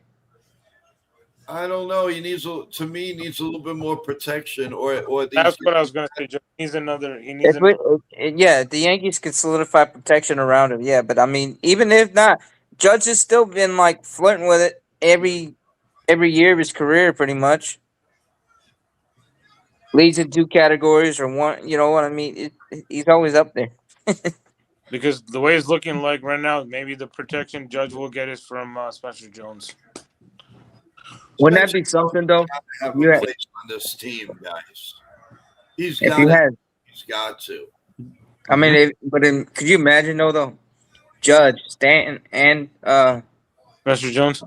Yeah, or Judge, Spencer Jones, and then Stanton, and just because I and remember they're all like really, yeah, because they just all tear up people, and they're all like 6'5" and up. Yeah, because even at the Somerset Patriot games, they're hyping them up, hyping Spencer Jones as the left-handed Aaron Judge. Yeah, we'll see. We'll see. No, one thing to look out for too. I mean, that's intriguing. I'm sorry. Yeah. Oh yeah. Once Anthony Volpe, even if he's not ready to play the infield right away, you can still use him off the bench maybe to come in and pinch run. How do you guys like that idea? Wait, which player? Volpe. If he's not ready to play the infield right away, maybe he can come off the bench and he could pinch run and provide some speed up on the bases. I would not be upset with that at all. That's a good idea. I like that idea. If he's not ready to hit, maybe use him as a maybe to get a seal run or something. Or Yep. He's good at that. Yeah, I think that's a good idea, Evan. I think if they want to do, but the problem is, do you think Cabby's like a full-time short? Do you think he can do that, like a full-time shortstop, Cabby? As the way they're portraying the team right now, it's looking like he might be a full-time shortstop, unless Ahmed Rosario overtakes that. I don't think Rosario is a full-time shortstop, though. I think so. No way. I would trust him. I think Cabby's capable of being the full-time shortstop. Or 4 times a week. But the problem with that is offense. Yeah, you're losing. Okay, so here's Let me. All right, if the team is constructed now as we go into the season, you're going to lose some power in multiple positions. But I do. I think Paul Gion can play shortstop too. So that's another one. But I hope the Yankees can find a bat from within the trade or free agency that can help out at their shortstop. But I do like Evan's idea where you can bring Volpe off the bench and try and steal a run. I do like that if he's not ready to hit. And that's why I like that they got a Carrera and then they got Ahmed Rosario. So at least with Volpe, like if he can pin run and stuff. What happened? Did you guys just see that play? Oh, sorry, Assad. I just had I was like, wait, what? I thought you were freezing like breaking news Bellinger signs. I'm like, wait, what's going on? What? No, Caleb Williams just tied it up for the Bears. Yeah. He ran back like 20 yards. Yep. And then launched the ball to a wide receiver in the end zone. And I think the defender fell down. Was that Dude, I'm telling you, these playoffs have been nothing but awesome. Starting from the wild card till now, these so good. Yeah, very, very good. So do you go for 2, or would you just tie it up and send it OT? No, you just kick the extra point. Kick it. You don't want to take the chance, especially in a playoff game. You can't do that. And that's what they did. They kicked the extra point. But to answer the earlier question, that's why I think the Yankees picked up Ahmed Rosario and the other guys. So at least if Volpe can pinch run and such, that's perfectly fine. He can take his sweet time with the recovery process. So yeah, and it's there you go, Assad. That was the most incredible throw I think I've ever seen in a playoff game. Yeah, that's like the most improvised Hail Mary type. You run for your life 20 yards the other way, and then you launch a ball back. The Bears, yo. What about the Bears? The Bears. The Bears. Down. No, yeah. I think this is gonna be a good game either way. OT, but but no. Here's the thing I would do too. Yeah, I would just solidify the team and the offense, and then the Yankees need to have a better approach, a game strategy. A more consistent game strategy going into this season. Sean, I agree. I couldn't agree more because I was saying, like I even told Joe and another stream, they need to focus on situational hitting and improving men on base. It can't always be the homer ball. You guys got to look at the situation. It's got to be You got to be situational hitting, and then same thing with pitching. Like when it's said and done, try to get the 5th or 6th inning, but then definitely build that bullpen as well. So I think that those are like the 2 top mentalities they need to focus on when it comes to the new season. Yeah, I agree. Yeah, you can't just rely on the home run ball. No. It's a big problem. I would laugh if they fumbled the ball. Wow. This highlight thing, wow, this is amazing. Yeah. I'm telling you right now, these Bears, something special about these Bears. Oh, they are. They're playing with a hunger. Wasn't that Ben Johnson has them. Was that your prediction? The Bears? Patriots and Bears. Bears, I got the Bears going all the way. Bears, Patriots, but I got the Bears winning the Super Bowl. I'll say this: if anything, like now, especially with the Bears, it brings out the inner sportsmanship out of people. My brother-in-law, who knows nothing about football, suddenly, and he knows I'm a Cowboys fan. He suddenly, like, especially when the Bears beat the Cowboys, he's like, "Oh, you're a Cowboys suck." I'm like, "Wait, when did you become a Bears fan?" So yeah, brings out the best out of people. So yeah. Yeah. And hey, I mean, they're playing in honor of their longtime owner, who was a female owner, one of the first female There you owners. go. Overtime football. Let's go. Oh, man. Oh man. Overtime.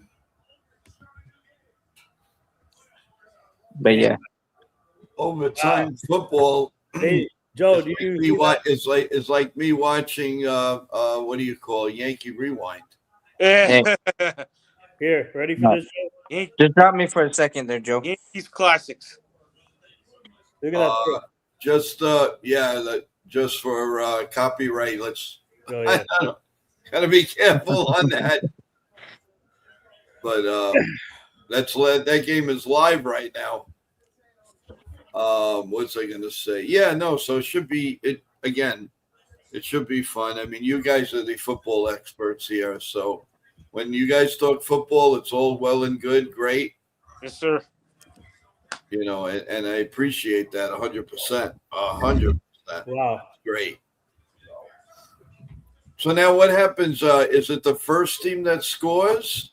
Or do they play the whole? Yes. Or they both have a chance? No, they both have a chance. But so, for example, if someone scores a touchdown right away, they win. But if they score, if they don't score, so if they score a field goal, then the other team has a chance. No, they changed the rule. Both teams get possession of the ball no matter what happens. Okay, yeah, both. Okay, that's right. Yeah. That's true. And That then, used to be the rule, though. Yeah. That's what cost Josh Allen against Patrick Mahomes. Oh, yeah, that's right. That's Oh right. my God. Yeah. That was crazy. But I Yeah, expect but this the overtime Bills to be. I think this overtime would be like the Bills game. Yeah, could be. And I feel bad for Josh Allen. I I feel know. bad for him. It's like That team, they have the team to win. It's just they can't get over the. I think Sean McDermott should be gone. they need to go. They need to get over the hump. So yes. Yep. Yeah, really. I mean, you know. But you know, again, who knows? Let's. Who's ever, I always look at one thing. It's always destiny. Who's destined is gonna win this game. Yes. And it'll be a lot of fun. Hey, Sean, everything okay? Yeah, no, nature is calling. So Oh, Naturina. Very good, very good. Sean, are you working tonight or are you off? yeah, I gotta be at work at midnight tonight. Oh, it's midnight at the Oasis, huh? Yeah. But no, that cool. I just hopefully that football game will be over and that'll be the end of it. Let's get it over with already. you just want baseball season here. That's it. Yeah, we want baseball. Look at my chops here. I mean, Yeah. I know Evan's going to call the two big games. I understand, but like I said, while he's doing that, I'm watching Yankee Rewind. Hey, February is gonna be real busy. I'm kidding. Oh, yeah. yeah, February is jam packed for me. So Yeah, because we got Winter Olympics. I'll be You got Winter Olympics with Snoop Dogg. I think Snoop Dogg is hosting that. Winter Olympics. I mean, you got the Super Bowl on the 5th, but then you got spring training reporting pitchers and catchers report on the 14th, and then you got 21st or whatever, 25. or 25. You got the starting of spring training games, and then it's the whole everything gets to have fun. Yeah. So let me ask you guys a question. What for each? Ask us a question, AA. Really ask us. Yes, I got you. So I'm gonna ask. Come on. I'm gonna ask you guys a question.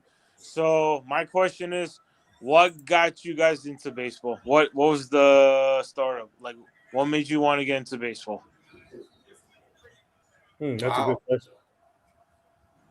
Well, my parents always said that I had two words. I had mommy and Yankees. Very nice. Those are my first two words. Wow. What got me into baseball, be honest with you, was I was a starstruck with Mickey Mantle as he retired. Okay. I was very, very young. I was like 2-3 years old, but I understood everything that was going on, and that drew me in. And still to this day, AA, He's the only player that when he came up, a different phase came to the television screen. And even when I watch him on video, there is something about this man that it's magical. I mean, completely magical at bats. He could strike out no matter what, whatever. But there was no player, and we've had some great players. But watching Mickey Mantle, it was like all the lights on Broadway went on when this guy was up. It's a feeling I never felt with anyone else, but this guy was just. I wish I could explain it the real strong way, but he's at bat. He was at bat. No other at bat was like this in my lifetime, and I've seen thousands and thousands of hitters. That's what drew me into baseball. So for me, I guess I started watching Yankees baseball in Don Mattingly. Oh no, not that. I started watching Lou Gehrig. No, I started watching when Derek Jeter was playing, and I flipped on the TV one day with my parents when I was younger, and then we saw. I clicked. There was a Yankee game going on, so I clicked on there, and then we see this guy up at the plate, number 2.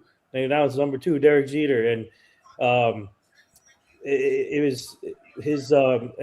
Watching and seeing the white and blue, the pinstripes, that's what got my attention, and also him at the play and how unique it was at the play, and that's what got me started. And my parents was there, my younger brother, so that's what got started, watching the flipping TV, and then that came on, and seeing the pinstripes, and then Derek Jeter at the plate. So that's what got me started. Yeah. Hey, how about Sean?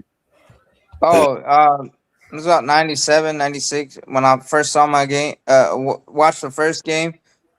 And then, it was just from there. And I think I really fell into it in 98, watching that team in 98 when I fully because when you first watch a game casually in it, I first heard about baseball, when you're younger. You watch The Sandlot, you love that movie. And then you're like, okay, but then we didn't always have it, after the strike, it was still kind of slow getting there, easing in. But, I think 97, 98, I just fell in love. And then watching the Yankees, watching Derek Jeter, Paul O'Neill, Bernie Williams, all those guys. And then Pettit, El Duque. Especially every time El Duque took the mound, man, it was fun. It was just that leg kick, all the different arm angles, and then he struck out like 10 batters per game or something, probably on average. And then they won 114 games that year in the regular season, and it was just special. And once you were hooked in, you just there's no other team like it, the Yankees. Yeah. And for me, and Evan. For me, it was kind of a little bit after the World Series championship in 2009, probably 2010, 2011. Okay. It was really like during the final years of Derek Jeter. I actually saw his 3,000th hit. I remember watching that game, and that was a great moment. He did it against David Price. I remember that.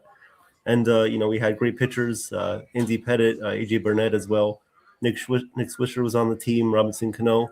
So I just remember watching those players, falling in love with the team, watching pretty much every game, learning about the history, and it's pretty much been an every night thing for me. Watching baseball was very special growing up, and just remembering the memories that I had watching the Yankees when I was younger was always special. Going to Yankee Stadium for the first time was very special too.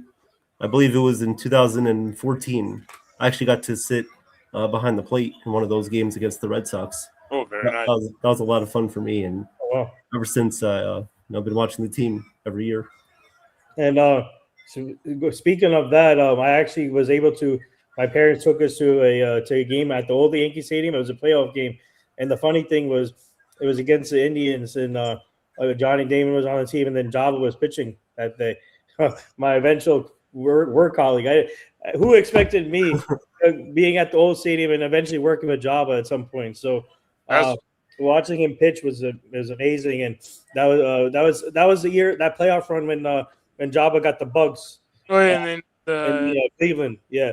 So, so that was a memory that I will never forget. Being in the old Yankee Stadium with my family in the second deck, watching a playoff game, and man, that was crazy. And also, and then we've been to the new stadium a few times, but the new stadium is nothing like the old stadium, man. I'm telling you right now, the old stadium was something special to me. Obviously, the new stadium is nice, but like the aura of the old. Yep. Yeah, Oh, I went to Nope. I went to the old stadium in 03. I'll tell you guys this. The only time I went to actual Yankee Stadium in person. Memorial Day 2003, Yankees versus Red Sox. Roger Clemens was going for his 300th win. Yep. The Yankees ended up losing 8-4. But man, even though I was sitting like in left field, like halfway down left field bleachers over near the foul pole, man, I love it. I can remember everything, the aura around it, just that. Wow, just blew your mind. And then hearing Bob Shepard announce every play, every time someone's up to bat. And then every time Nomar Garciaparra came up to bat, yeah, they would boo before they even got announced. Like they'd already start booing. Wow. Yeah, and then you see like Yankee fans and Red Sox fans going brawling right there in the stands. Yeah, it was just and I'm like 15 years old. that was amazing, right? Yeah, this is amazing, and you're like, what? I just can't believe it. Yankee Stadium, man, it's just amazing. I've been in all three, and let me tell you, man. And that old stadium too. I mean, of course, I was like really, really young, but it was just, oh God, just to know. I mean, you're sitting there, and Babe Ruth was there, and Lou Gehrig was there, and Joe DiMaggio was there, and Whitey Ford, and the list just goes on and on and on and on. Yogi Berra, yeah, it's just an amazing. But the old Yankee Stadium was just, and I remember the last game of it all.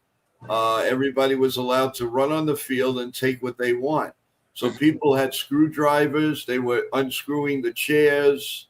They were, ripping up, whatever they could. And imagine you try that today, you'll spend 2 years in jail. But that's besides the point. But, that was. I mean, it was. I couldn't appreciate it so much, as much as I would now because I was so young.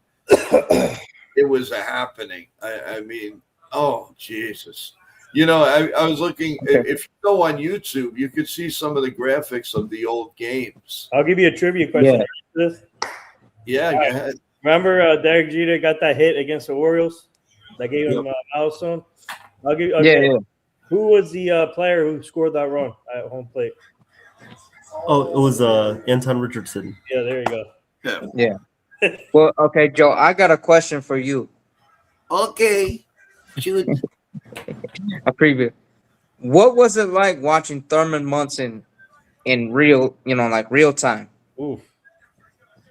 You see the head bob? Okay. Yeah. Oh.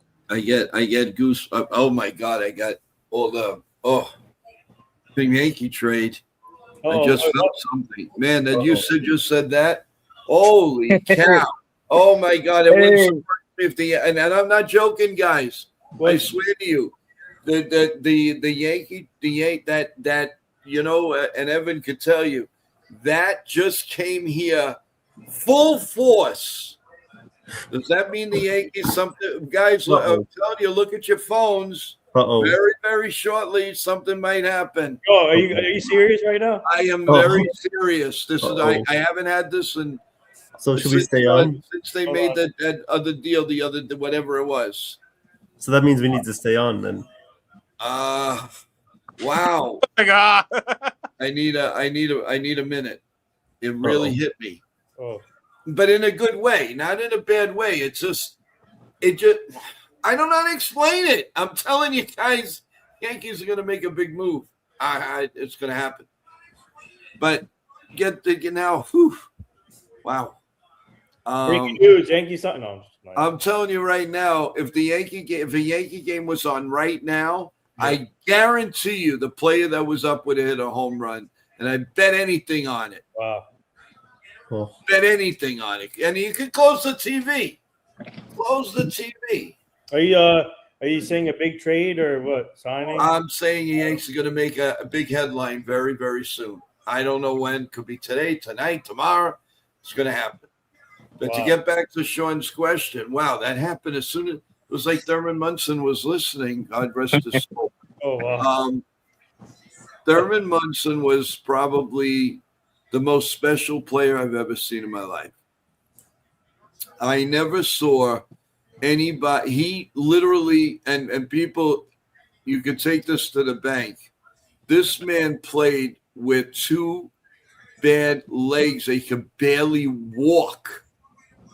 I mean, think about if you ever had, let's say, the gout, like I have, and I can't walk.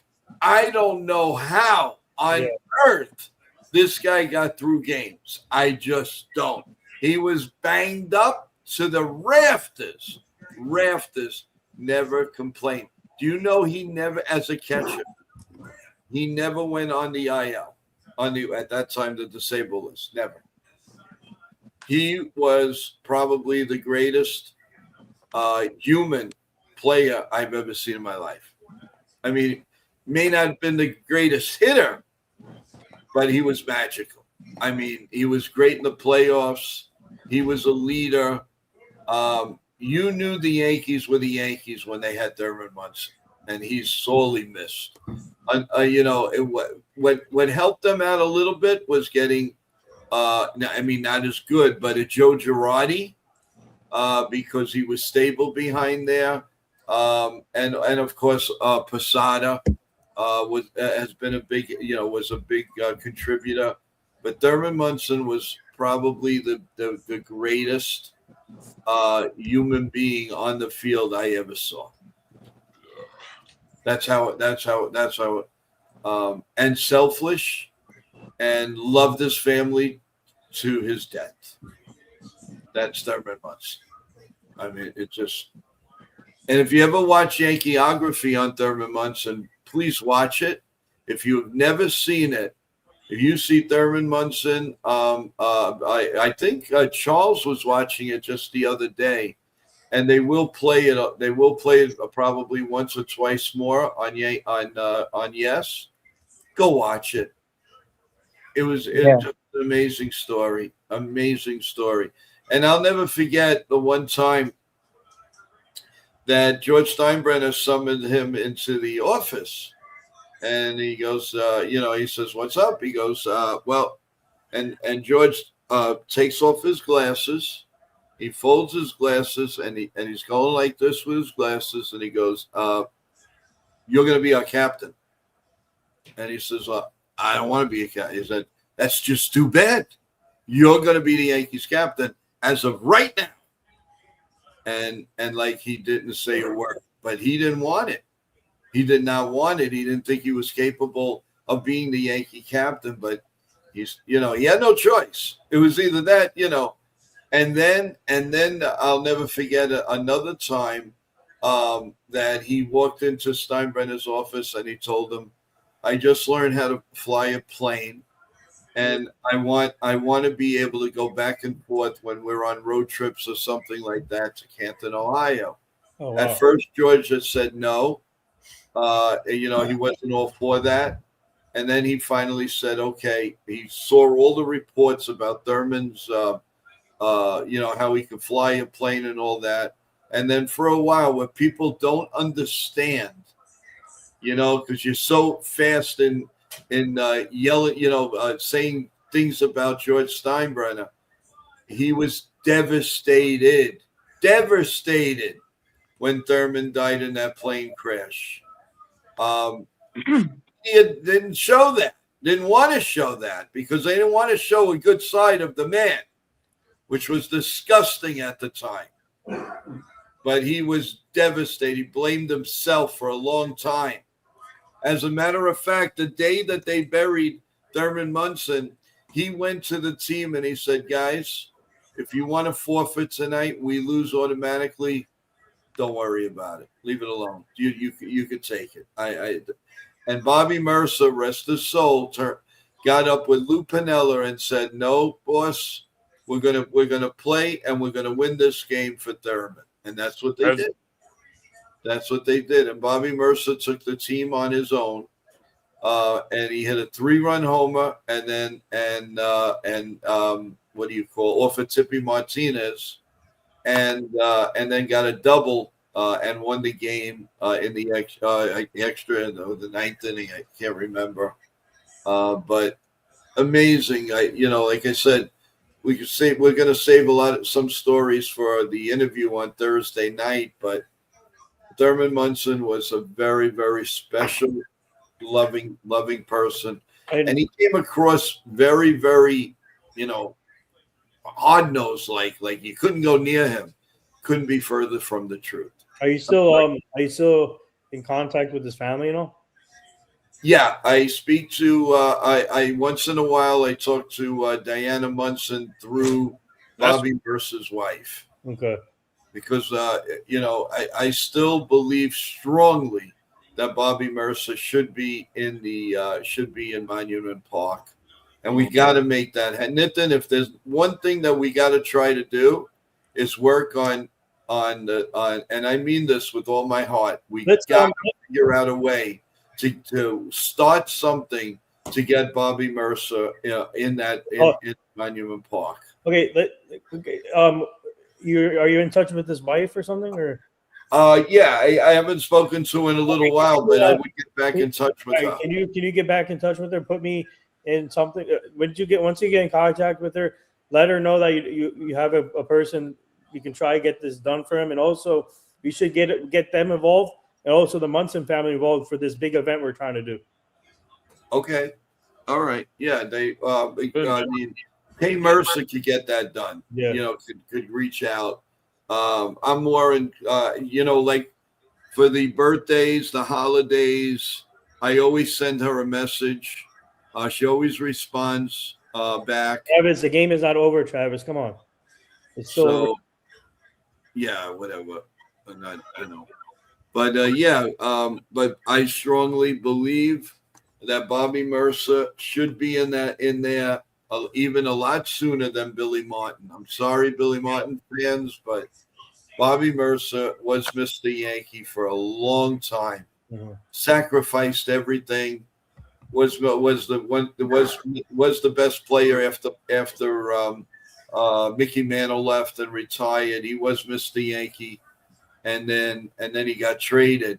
And even that trade actually secured the Yankees to win the World Series because the chain of events. They traded Mercer for Bonds, Barry Bonds' father, Bobby, and then the Yankees kept him for 1 year, traded Bobby Bonds for Mickey Rivers and Ed Figueroa, and that ultimately brought us a championship. So that's wow. Oh wait, no, Rams won on a field goal. Damn. Yep. The game is over. Hallelujah. Hallelujah. Yeah, but that was well played by the. Hallelujah. All right, there goes my Super Bowl prediction. Yeah, that goes about everybody's Super Bowl prediction, unless some people had Rams. But no, it was a great game though. Well played by the Bears. Unfortunately, it didn't end the way you wanted it to, but you know what? They played their hearts out. They had a great season. I mean, they were the laughing stock a year ago. Yeah. Now that we're playing, for sure. Yeah. Well, hey, let's see. Cruise Control. How you doing? Welcome. Hey, Cruz. What's up, Cruz? Welcome to the chat. Actually, when we were about to go off, but no. By the way, Cruz, thank you for joining the 12 o'clock stream earlier. You were a big part of that too. 100%, 1,000%. So, but guys, yeah, we've hit the 2-hour mark. Great stream, everyone. Thank you for being steady here with us as always on Sunday night. Remember, tomorrow we start at 12 o'clock with Bip Roberts, former MVP of the Cincinnati Reds. And he's got some interesting insight stories, and that's brought to you by Nitin and Nitin Sports Rush team. So we thank him for that, and all week long. So appreciate it, and we are going to come back with a vengeance the whole week. Stay tuned for Yankee news. If something happens after what I just experienced, we'll come. I promise you, we'll come back even tonight if that happens. So. Guys, quickly, because we do have a little team meeting before it gets pretty late that we have to take care of. Yeah. So just some fast final thoughts, and let's start with AA. Go ahead. Fast final thoughts. I think Bellinger will sign this week. Okay. With Mets. Okay. Wow, you said that with a vengeance. Yep. All right, so AA goes Bellinger to the Mets. All right, Sean. I think Bellinger to the Yankees. But I also say we're gonna have a big trade. Okay. 1, 1, and 1. Okay, awesome, Sean. Evan. All right. Dum, dum, dum, dum. I'm gonna say that Bellinger signs with the Yankees, and I am going to say that we will make a trade for a starting pitcher very, very soon, and we will also acquire a right-handed catcher in the next 2 weeks. Ooh, wow. I'm available, by the way. Yeah. I hit right-handed, and I can hit the Joe big target, though. It's good. Joe has a starting catcher for the Yankees. Let's go. The oldest rookie in Major League history. Yeah. All right, smart Alec. And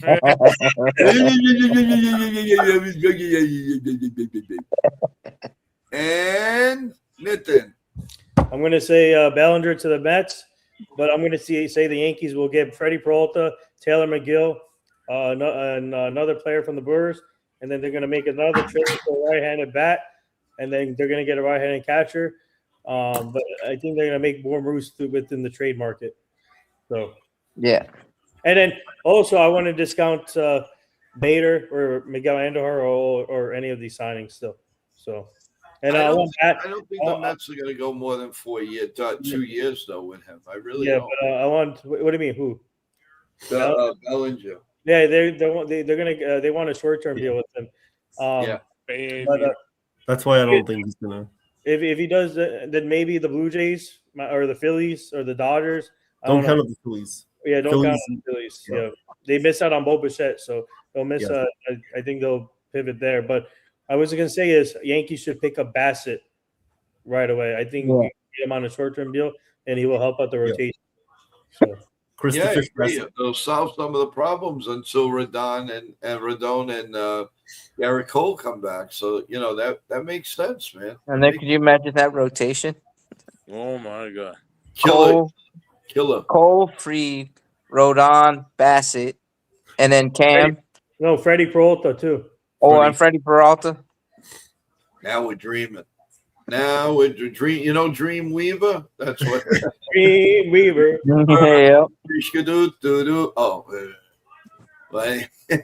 But anyway, guys, thank you so much for a great stream. Wow, over 2 hours and 9 minutes. Thank you, everybody in the chat. Thank you. Please sub. Press the like button as you're going out. Again, we really appreciate it. A lot more stuff. A big week headed here on Mania. Don't forget, 12 p.m. tomorrow, not 9:30.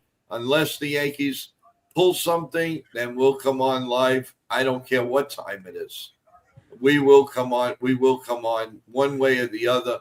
Look for our shorts, everyone. We always put them out. Any one of us at any time. and all kinds of breaking news, things that are going on. Chef Nick, again, I hope you're really enjoying that birthday. You deserve it. Have fun. Max Fried, again, happy birthday to you. Many, many more to all of you. Anybody's birthdays today, God bless you all, and God bless America. We love you all. Stay healthy, everyone. And panel, thanks so much. Very, very proud of each and every one of you. Evan, very excited with you announcing about doing the game on Sunday. And we will jump on that and let everybody know in fan bases that you're going to be doing the play-by-play while they can watch it on TV and listen to your great play-by-play. So we are really looking forward to that, Evan. That was a very nice surprise that I didn't expect. So, and I don't think the staff did either. So thank you. I kept it to myself for a little bit. Yeah, you really did, and you stood away, and it was like something's up here. Is he upset at me or whatever? And but the bottom line was no, he was cooking up a storm, and he may have a few other surprises up his sleeve too. Who knows? Breaking news: Evan has been his own itching feeling as well. So yes. Evan has been promoted. Promoted to NFL Network. As we say, right in the bungalow, right in the house. So there you go. But Evan with his tremendous family, his brothers, aces. Thank you for super chats all the time. That is amazing. Family's very generous, and we really appreciate it. And thank you again, everyone. So we will see you tomorrow at 12 p.m.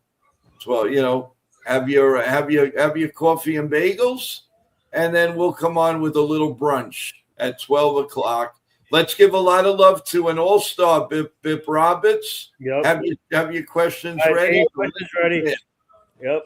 He's excited there, and we're gonna have a lot of fun with Bip. He's excited for the interview. So nice. Yes, and thank you. And he is a very, very good. He's got a lot of stories, especially taking over for Barry Bonds. Could you imagine? Barry Bonds in there, and then he can't make a go of it, so they call me. That's something to be very, very proud of. That I think that's almost as good as like winning a championship or winning an MVP. And Anna. Yeah, and Joe, I'm serious. Once you get back in touch with Mercer, the wife, let's do this. Let's make this happen for them. Yes. Yeah. No question about it. I will definitely reach out and see what steps we could take, and on our own, I would like to present her with something. So some more news. So if we can get some more news even before we reach out to her, that would make all the difference in the world, that she knows that we're very serious about it. So let's see. One way or the other, we'll get something done.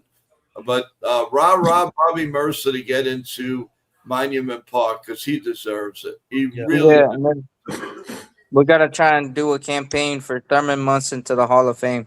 Mm-hmm. Yeah, on a Veterans Committee. That was a shame, because 2 more years like that he had, or another championship would have guaranteed it. Guaranteed it. You watch Thurman Munson, and we'll talk about that on Thursday night. But everyone, again, stay safe. Yeah, go ahead, Nathan. Yeah, that's what we're trying to do with my mentor, Leonard Marshall. We're trying to get him into the Pro Football Hall of Fame. So that's what we're awesome. Yes.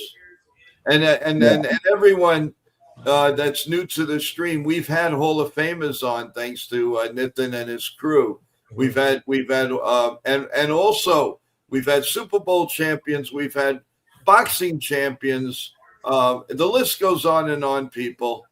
Stay tuned, because this show is rocking, and it's gonna be rolling out a lot of different things. And right in front of us, AA is a brand new member of our team. I love calling him AA. Thank you again. Of course. And can't thank you enough. Sean Browning, thank you. Be safe at work tonight. And stay warm because the poor baby. It's cold in Florida. It's cold in Florida. It's cold in Florida. In Florida. Yeah. Yes, it is. So, but thank you, everyone, and be safe and enjoy. Without a doubt, enjoy everything about your day off tomorrow if you're lucky enough. And we're gonna end this stream with this. Take care, everyone.